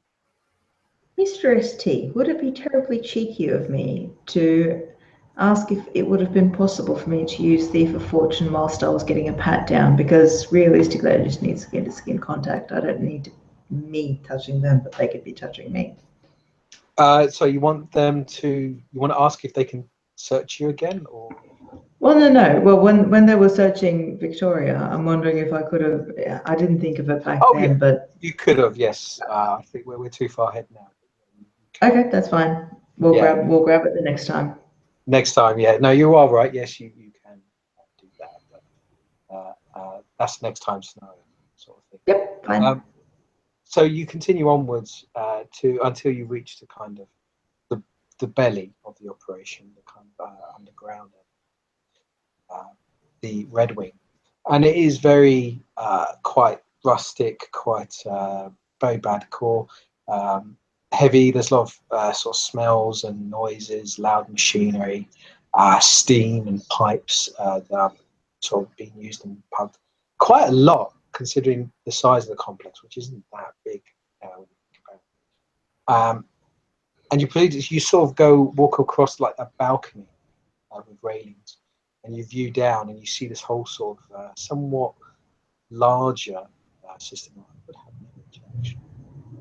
And this is just basically, this seems the heart of the operation, where they seem to be equipment and proceeding with tasks at hand. And at this point, it feels like as if she's ending the tour. There feels like there's a lot more to see, but she's kind of not letting. Well, that is kind of obviously because what they need to do. We'll just turn to Miss Lindsay. This has been very interesting so far, but it sounds like very, very banal. But what about the real nuts and bolts about the operation, such as like the heating or the water supply? Can we see that, please? She looks to you with a kind of raised eyebrow, and just simply says, "Well, I'm sorry, that would require a higher clearance that I can give you. I can only assure you that the inner workings of the facility are just as good as what you have seen at the current moment. But unfortunately, we cannot allow you to see anything further without either further investment." She kind of rings that tone out to you. Further investment or interests from other parties. Well, as you know, I represent Lion Gates Investment Trust, and I'm here to basically be the scout to see if it's worth to investigate the premises. If you do not let me see what I want to see, it will bode very well. It will bode very badly for Heavens. Oh, Heaven's rest. She kind of bats an eyelid, but yeah, we'll make this a roll. You try and persuade her see more. So we'll Is it make gonna be manipulation and this is we'll say more presence. You're trying to persuade her. okay? So presence and is it persuasion? Presence and persuasion. But mine is 3 though, because Oh, resolve is 3. it's gonna be a chance. Resolve Dice. is 3. It's a chance dice. This is the thing. You're gonna have to. And You roll a 10, obviously. No way. Oh, for God's sakes, you know. Right. Okay. well, I roll another Oh, one, and I You get do an roll. 8. No, So actually, you don't. No, Oh, you no, don't. no. You They don't don't need roll that. explode. They don't explode. They're just a simple success. They're just a 1 success. Oh, it's an 8. Never mind. Oh well, either way, I can't. I'm really annoyed. I really wanted to sort of stop you there, but you've done this before. There is a sense of desperation that they really do need the funding. And actually, I think maybe even a part of you thinks of the reason why you've been chosen for this role, and the role itself is because Heaven's Gate's quite desperate for money. They're willing to do anything people give. So you say this, like, you say in that stern sort of voice, I guess, we're the money. If you don't accept us, we will go bankrupt. So she just simply goes, well, look, this is against my better judgment, but I can give you a very brief tour of this the inner workings, but you must keep this quiet, just strictly between us. Oh, Shall we say? of course. Thank you very much, Miss Lindsay. And I please would like you not to delve too much into the details of what goes on, and if you could just refrain from describing anything you see to anyone else, but assured the methods of Heaven's Gate and AUM are complete and way within the laws of the governing province of Russia. Oh, good. Well, let's have a look. So she proceeds. She follows. She leads you down another path that kind of leads you down into the deeper workings. And she sort of greets some of the workers. The workers themselves, you don't need to roll for this. They seem odd. The people there, they seem very pale, unresponsive. They seem to act slightly weird, somewhat crazed slightly. They have that kind of very odd look, and you get some really awkward feeling, a sort of sense of pressure on you, that you're being watched Yeah.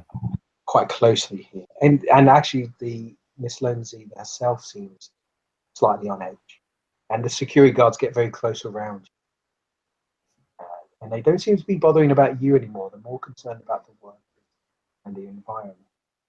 Oh, really? Yeah, they seem to change their tone. They change the way. They seem very focused on you two, but now they seem focused more outside. And they seem to be focused about the environment itself. And you proceed further down, and you lead to like this main big pumping station. And yes, this is the sort of main water kind of working area.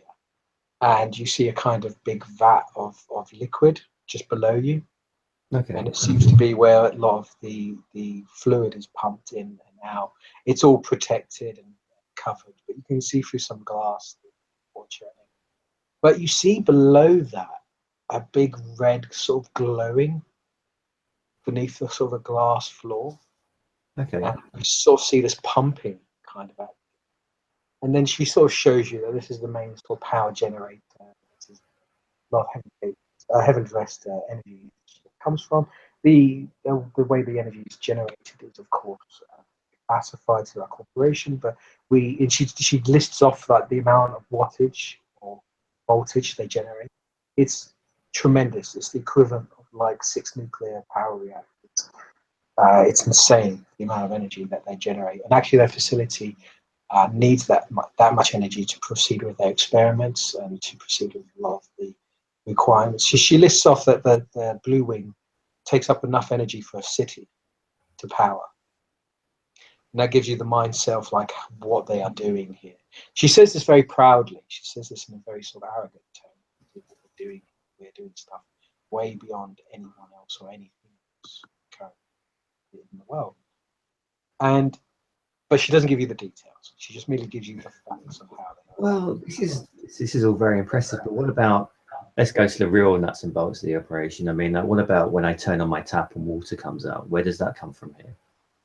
Well, this is the main water processing facility before you.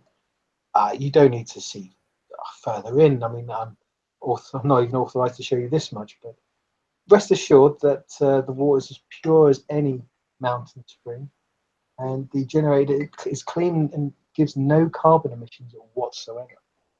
Okay. This is the technology of the future.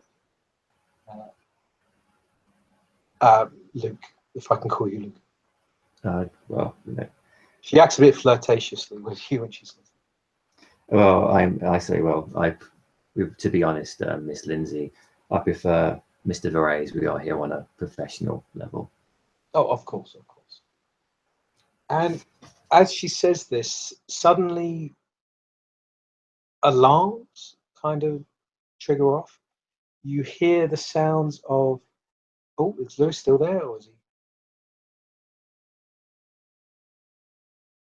No, I think Lewis may have frozen there, so I'm gonna spitball it for a bit. Unless there's anything you want to add, please. No, well, while I've been leading around, I mean, I'm just the chess piece being led around by a cold iron collar, as it were. I do have a lovely, what's it called now, ability called Trained Observer, which I will have been using pretty much as soon as we went through the Red Wing door. Trained Observer lets me look for weak points and study. Yeah, there he is, looking intense. Okay, carry on, so please. Lets me have a look at objects and people and whatnot, and it allows me to ignore armor and all the rest of it. So pretty much I'm watching all of this, looking for ways to fuck it up and memorizing these ways. Right. I'm sure, actually, I'm pretty sure you've got enough dice here to get an automatic. It's like a intelligence craft, would have thought, to work out the best way. Sounds about right. Is that above 5? I mean, how many dice is that in total?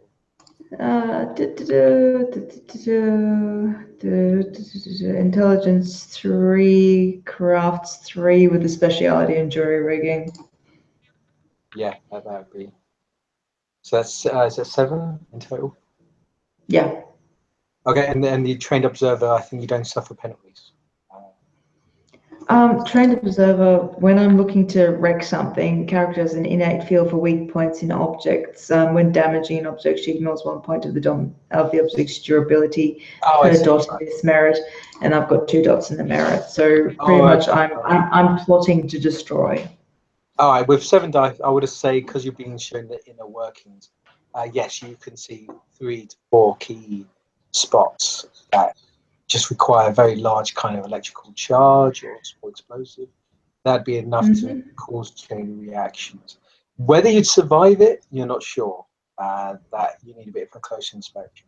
But definitely, you've already seen 3 spots where you can cause some serious, and including the amount of energy that's being generated, as this woman has already described. Yeah, you could cause some serious chain reactions and big explosions. I wonder what would happen if I absorbed that much energy.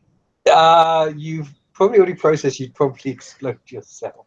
As I'm sure that you would probably. Be amazing. It's like willpower 60 or 80. It's a lot, and I think you probably. I am the mountain. Yes, you probably would explode your head. It'd be a senile scanners. It'd be that kind of.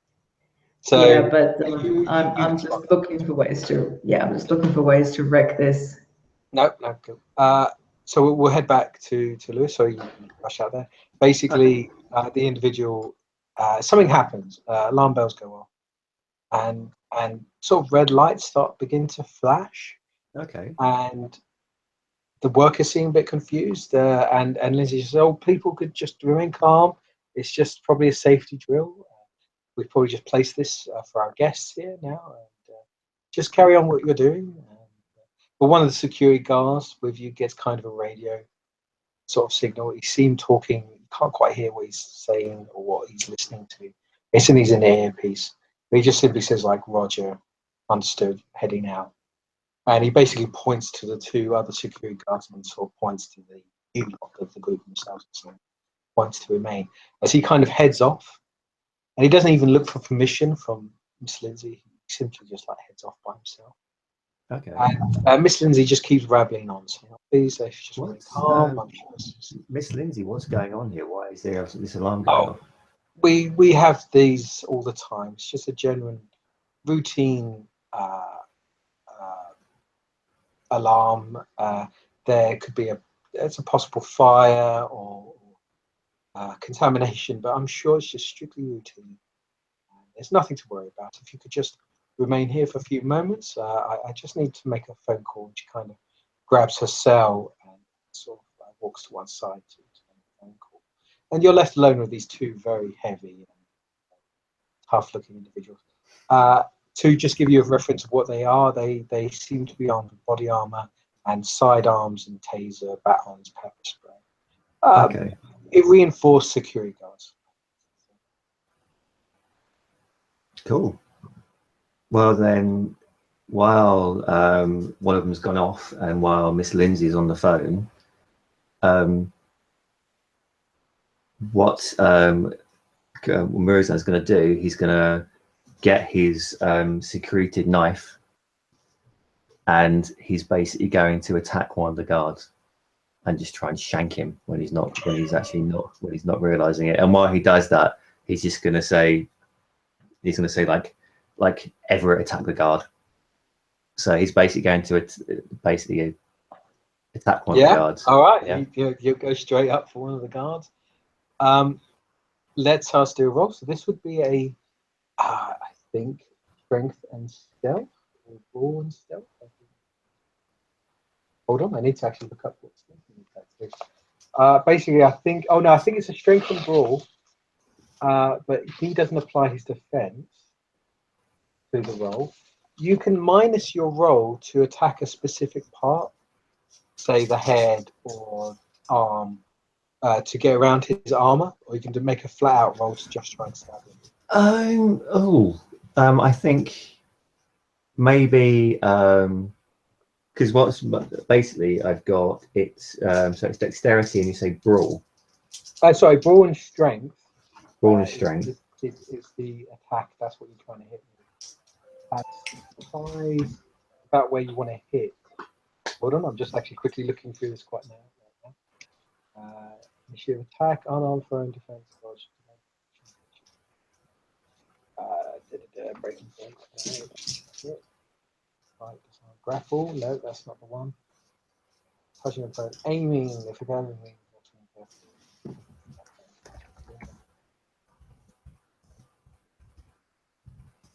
What is fire? Drawing, dodge, pulling trigger. Specific target. Here we go. You may attack the torso for -1. Leg or arm is -2. For the head, it's -3. But there is no armor. He's not wearing any armor on his head, and a straight up head hit will kill him. I'm just simply going to say that. Okay. So -3 to hit, though. That's the thing. You're specifically. He doesn't apply his defense because you're surprising him. Okay. So it's going to be so -3 dice on my account. Yep. So I'll be rolling 2 dice. Yes, you may again add willpower and other things. If I add willpower, I get 3 extra dice, don't I? Yes, I believe. Oh no, it might be 2 because it's combat. But I think 3. We'll say 3. That's fine. Okay. Well, I will use a willpower point. Okay. And we shall see.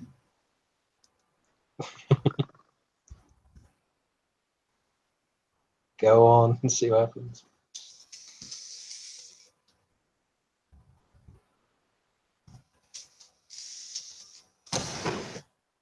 Oh, hang on a minute. I don't know. It's a bit. If it's a cocked dice, you re-roll. Okay. It has to be flat. But I see a 10 there, so that's one 10. There's a 10 and an 8, and there's one that was cocked, and that's another 10. Oh Jesus! Roll again because you might get. Roll 2 more additional dice. Okay, so I roll these 2. I get another 10 and an 8. Oh my God! Roll. That's like a 5, I think. So then, what? I roll another dice because these are roll successes. another dice. One more. Oh, is it one more? Sorry. One more. One more. No, and then I get a 6. So That's still a lot. That's a 1, lot 2, of 3, 4, success. 5. Considering you're stabbing him in the head, I think, yeah, we'll just call this a flat Through the out. eye. Fuck it. Through the eye, through the temple. You just place that dagger perfectly, just on the side. Sort of temple. There you go, under the throat. Under the throat, you cut his throat. Describe away, Lewis. How do you do it?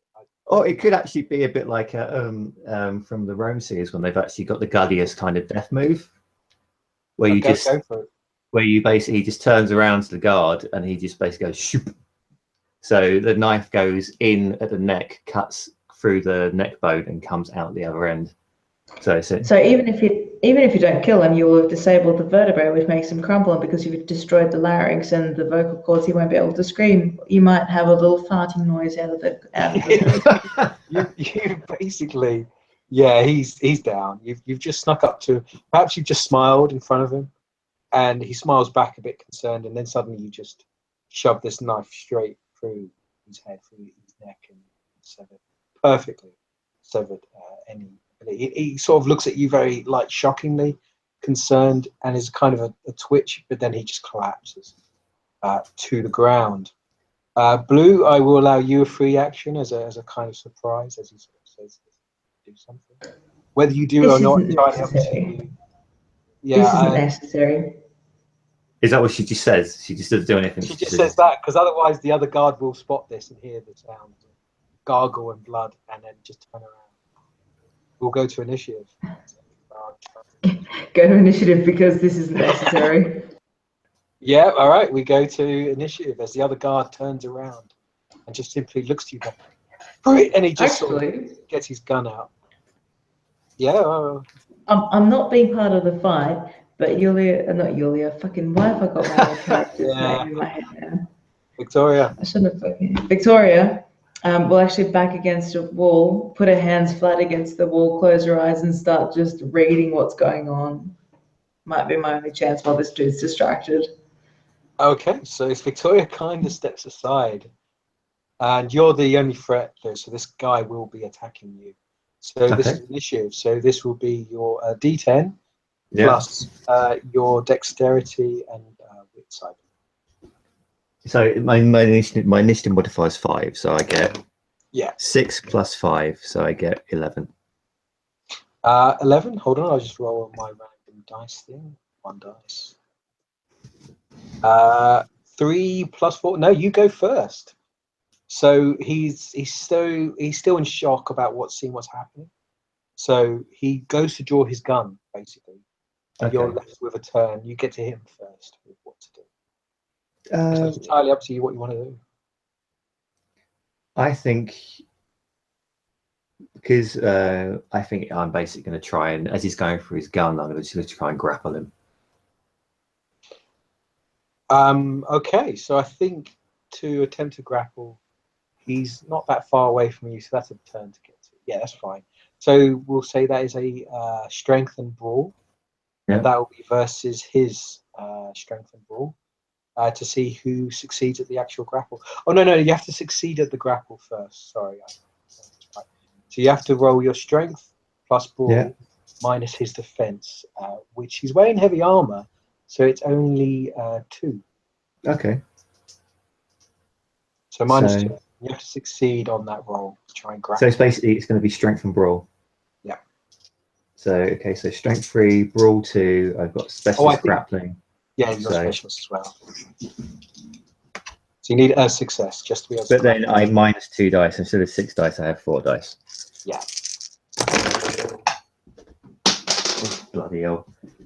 Do you need a box or something for it? And I mess up completely. I get a 1, 2, 3, and a 4. So you don't quite grapple him. You kind of jump him, but he kind of pushes you off or throws you aside. Yeah. As you kind of fall to the side of the floor. You're still upright. You're still good, but he kind of pushes you aside. And at this point, he's going to get his gun out, and he's going to shoot the most threatening target, which is you. Cool. So we'll roll this. There is no defense. You're not wearing any armor. So this will be his dexterity plus firearms. Oh, it's going to be a few dice. So it's going to be 6 dice in total. Is it close range? It's yes, it is. Yes, you're Close both. range, you're Yeah, still you're right. minus. Yes, You're still yes, you're minus right. defense. Yes, you are correct there. Yeah, you're still grappling. You've still got an arm on him. You're still holding his leg, or he's kind of pushed you aside, but you're still wrestling. But he's getting his gun out to try and shoot you. So you are right. So it's -2. So that's 4 dice. So let's see what happens. Okay, am I rolling it for you? You can roll if you want. Yeah, let's let you roll. Let's see your own demise. 4 dice. Oh crap! If you can roll them. There's 2 successes. Oh, okay. 2. A basic firearm. Hold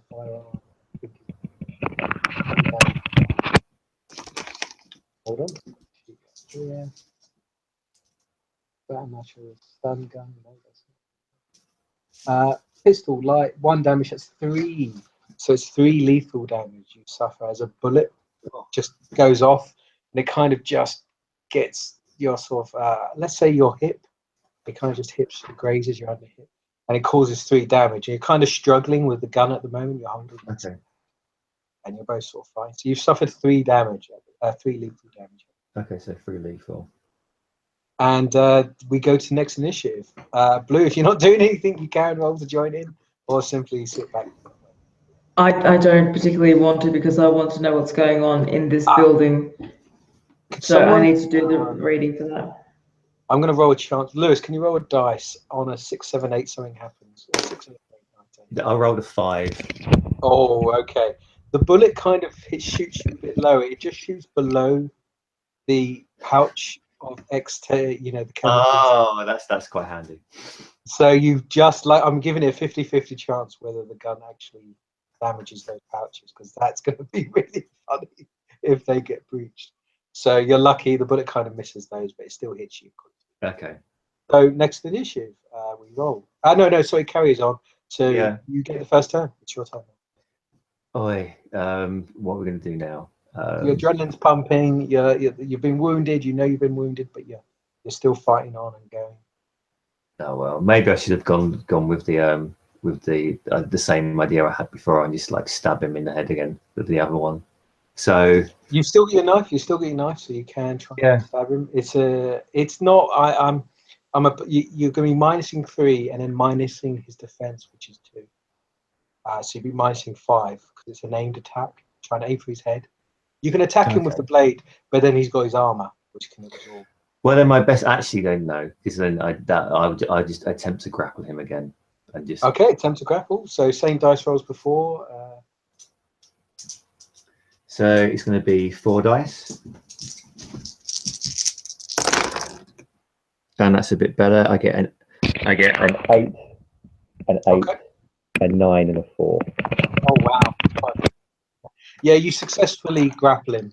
You kind of hold his arms down. You hold the gun. He's quite strong as well, but you're doing all the wrestling moves. You're trying to fight each other and get each other out.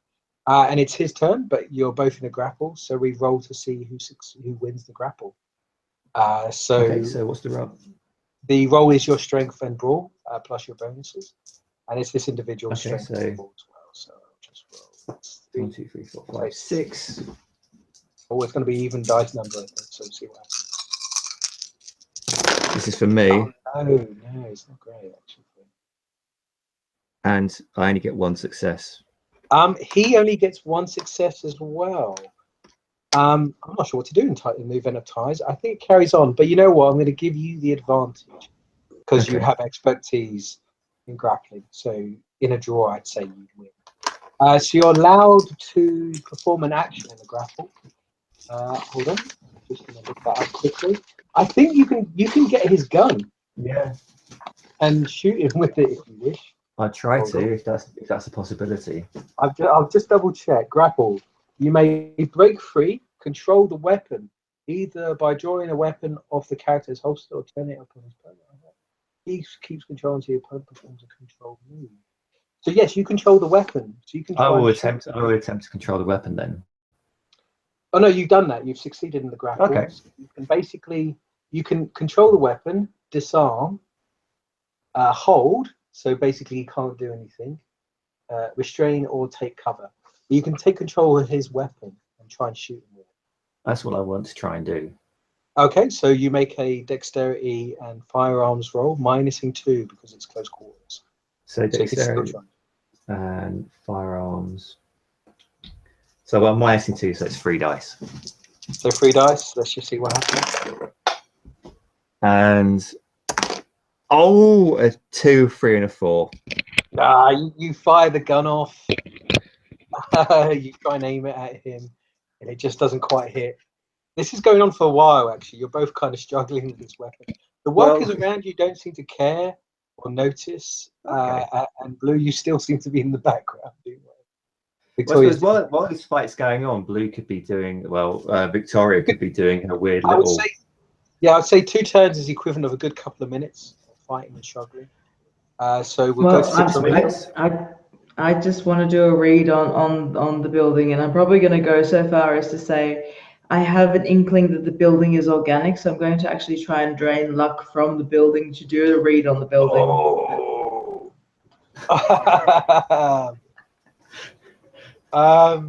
I don't even know what to do for that. Okay. Yeah. You're gonna have to give me a roll here. This is gonna be different. Yeah. I don't know. You're really close to the kind of heart, essential place of the building.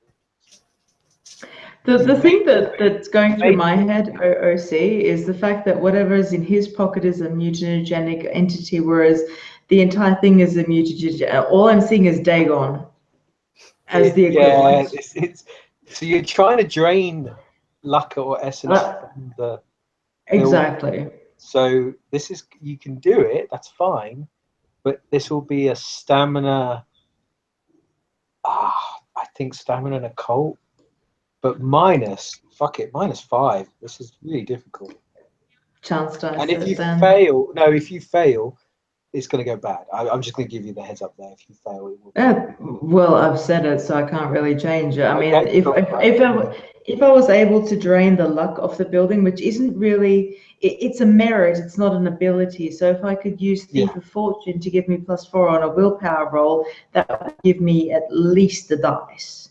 So. Oh no! If you succeed at this, I'd say you double your willpower roll. It's insane the amount of energy you're drawing. So roll away. So this will be stamina occult minus, let's say, 4.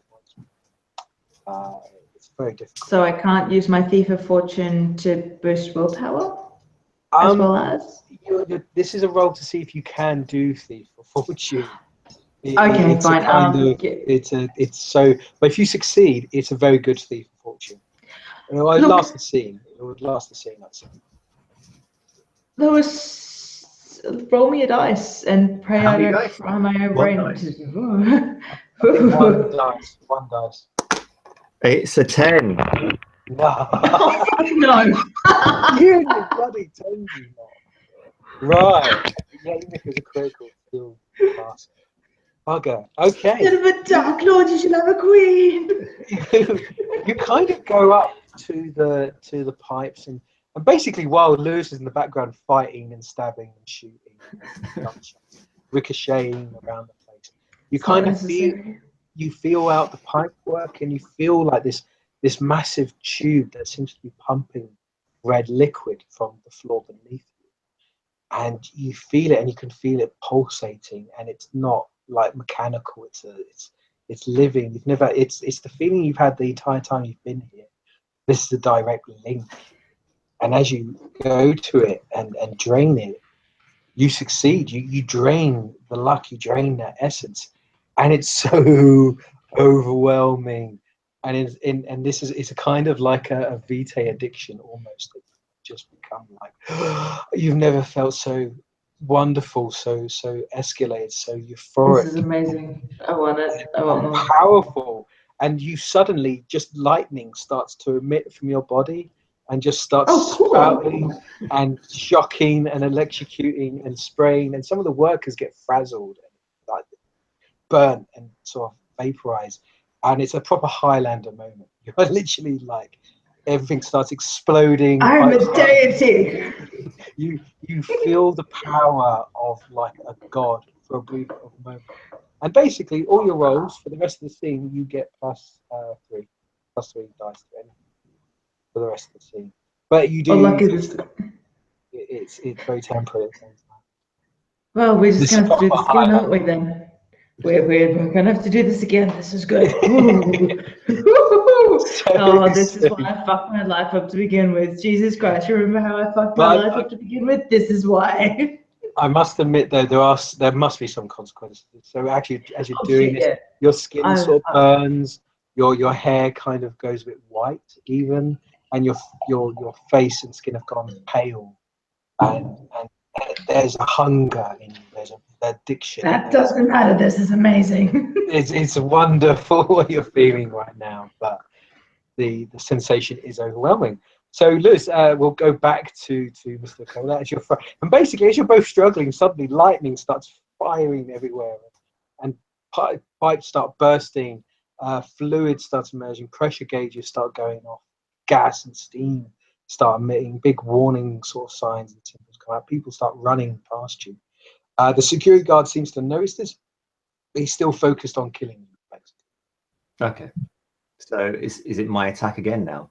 It's your attack again. You're both in a grapple, though, so you have to roll for the grapple again. Okay. So I'll roll for him, and it is 6 dice for him. So again, it's just your strength and yeah, brawl, isn't it? Brawl plus any other bonuses. Cool. So I've got 6 dice. 2.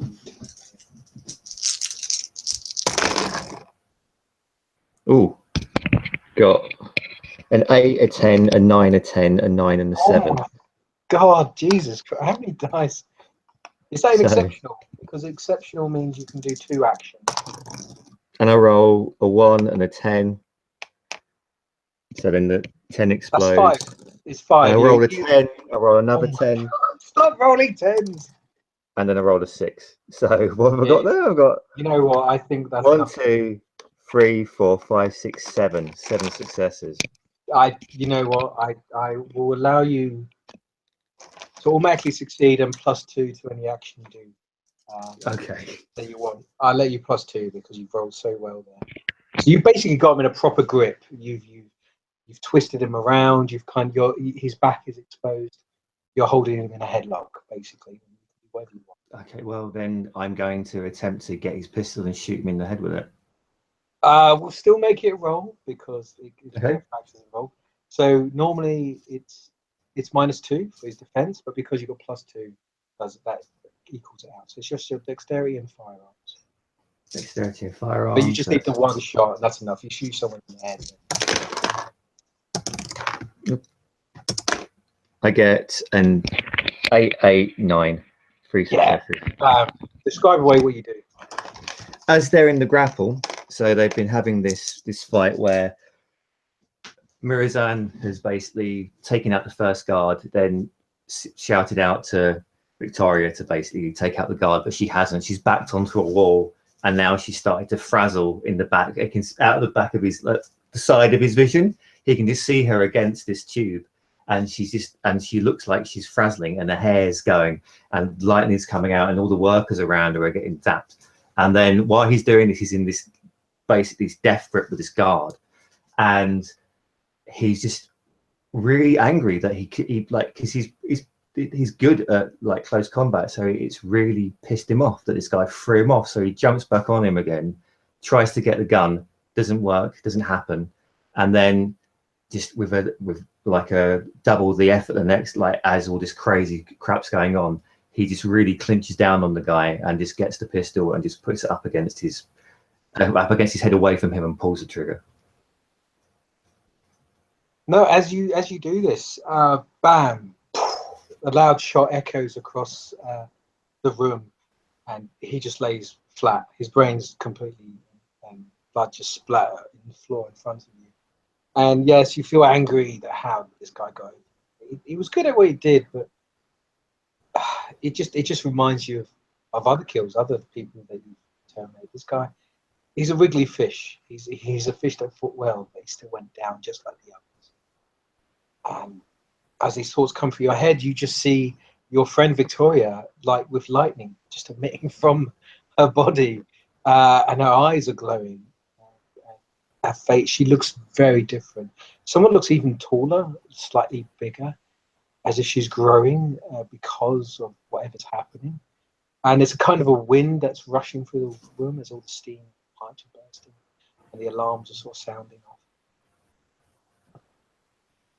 Wow, that's an image. So, yeah, so then Murozond will get up, and then for the first time he'll actually notice the wound. He said it was his hip that got hit. Yeah, that's sort of just below your gut in the hip. You've been shot. You're bleeding out. You do need treatment, but yeah, you've had worse. You've had worse. What he'll do, he will get up just and go shit as he puts his hand on his hip and just feels the pain and feels the wet blood like soaking through his trousers and his shirt, and then he'll very quick, not run, but very quickly go over to his case and then just take out his assault rifle. Okay, no, as you do this and as you get your gun up, Victoria, you're seeing this.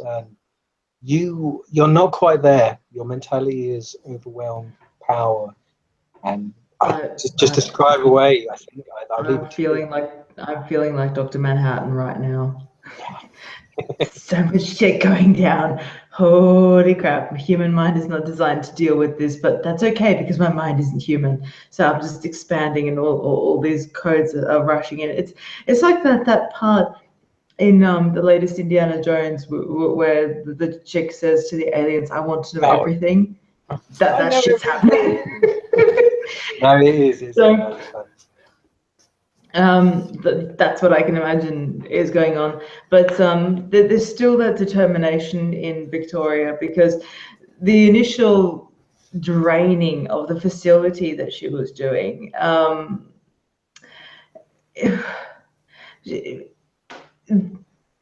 she's still at the beck and call of the Cherian group, even though now she's had this godlike experience. You wonder whether it changes her, whether all of a sudden her mission is not so very important as her own survival and increase in prowess might well be. Because once you have an experience like this, it's difficult to go back to being somebody's fucking chess piece. So there is that playing in her mind, and whilst she doesn't really feel that Akola is her superior anymore, she does feel like this place owes her an explanation. So what Victoria is going to do is she's going to take all of this power that she's draining out of the facility, grab onto the tubes, almost like grabbing onto the veins of a large creature from its internals, and then just go for a read, because she wants to know what this place is. And if she's going to have any chance, anywhere, anyhow, at any time, this is it. So yeah, I'm just going to go for a read on the entire facility. Did you catch that, Dave? So you want to try and read the facility? Pretty much. She's at the point where she's feeling like a goddamn demigod. So it's very difficult to go back from that. Is what I was saying. So she's at the point of, does she still follow Akola's instructions, or does she just do what she damn well pleases to, because she feels she has the power to do whatever the damn well she pleases now, but she still feels like this place owes her an explanation, or at least some sort of a glimpse as to what it actually is.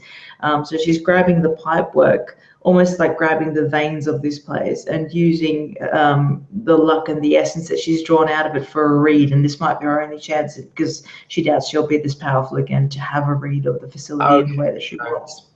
We'll say you use your ability. So that would be the +3 because of this luck factor. And I'm actually going to use my level 3 speak the frequency, which allows me to communicate with its electronics on its own level. Right. Okay. That's fine. Okay, I can get that. So that's 9 dice then. There's 9 no, dice. because wait. Fuck. Hang on. Let me do some counting because I just did a luck drain, which means it'd be 11 dice because I get +4 if I use willpower, which I'm going to be doing. What you're trying to do is incredibly difficult, and again, Which is why I need 11 dice. dice. So it's still 6 It's dice. just 6 dice. You can roll, and for every success, you'll piece of information or secret, or you can accept the 1 success. Trading. Yep. I think, Lewis, you're rolling 6 dice. 6 dice. You're rolling okay. 6 dice, and I think if I fail this, it's goodbye. Oh, I know. Either way, something's going to happen to you. But if you fail, it's... Yes. Oh no, it's a foul at the moment. Oh no! Come on, One come dice. on. One dice left. She's become Percus. She's reached the sun. Will she burn? It's a 10. God damn it! A 10. Another 10. No. All right. That's 2 successes. So, Oh, as you that's a D. how to describe this? Basically, I'm going to tell you in private what you see because it's quite a big revealer, and Yep, I don't viewers or other participants to know. that's And fine. I'll just so I'll Dr. take my- Manhattan me. yeah, but let's just simply rewind. So it's from an outside point of view, Lewis, you kind Could of we, sorry to jump in there, but after this, could we, on this cliffhanger, could we end the scene as well? So- yes, no, fine. When the I'd love, because we could literally just do something, the water thing, and then that's it. We can end the scene. Do the thing and end the Okay, scene.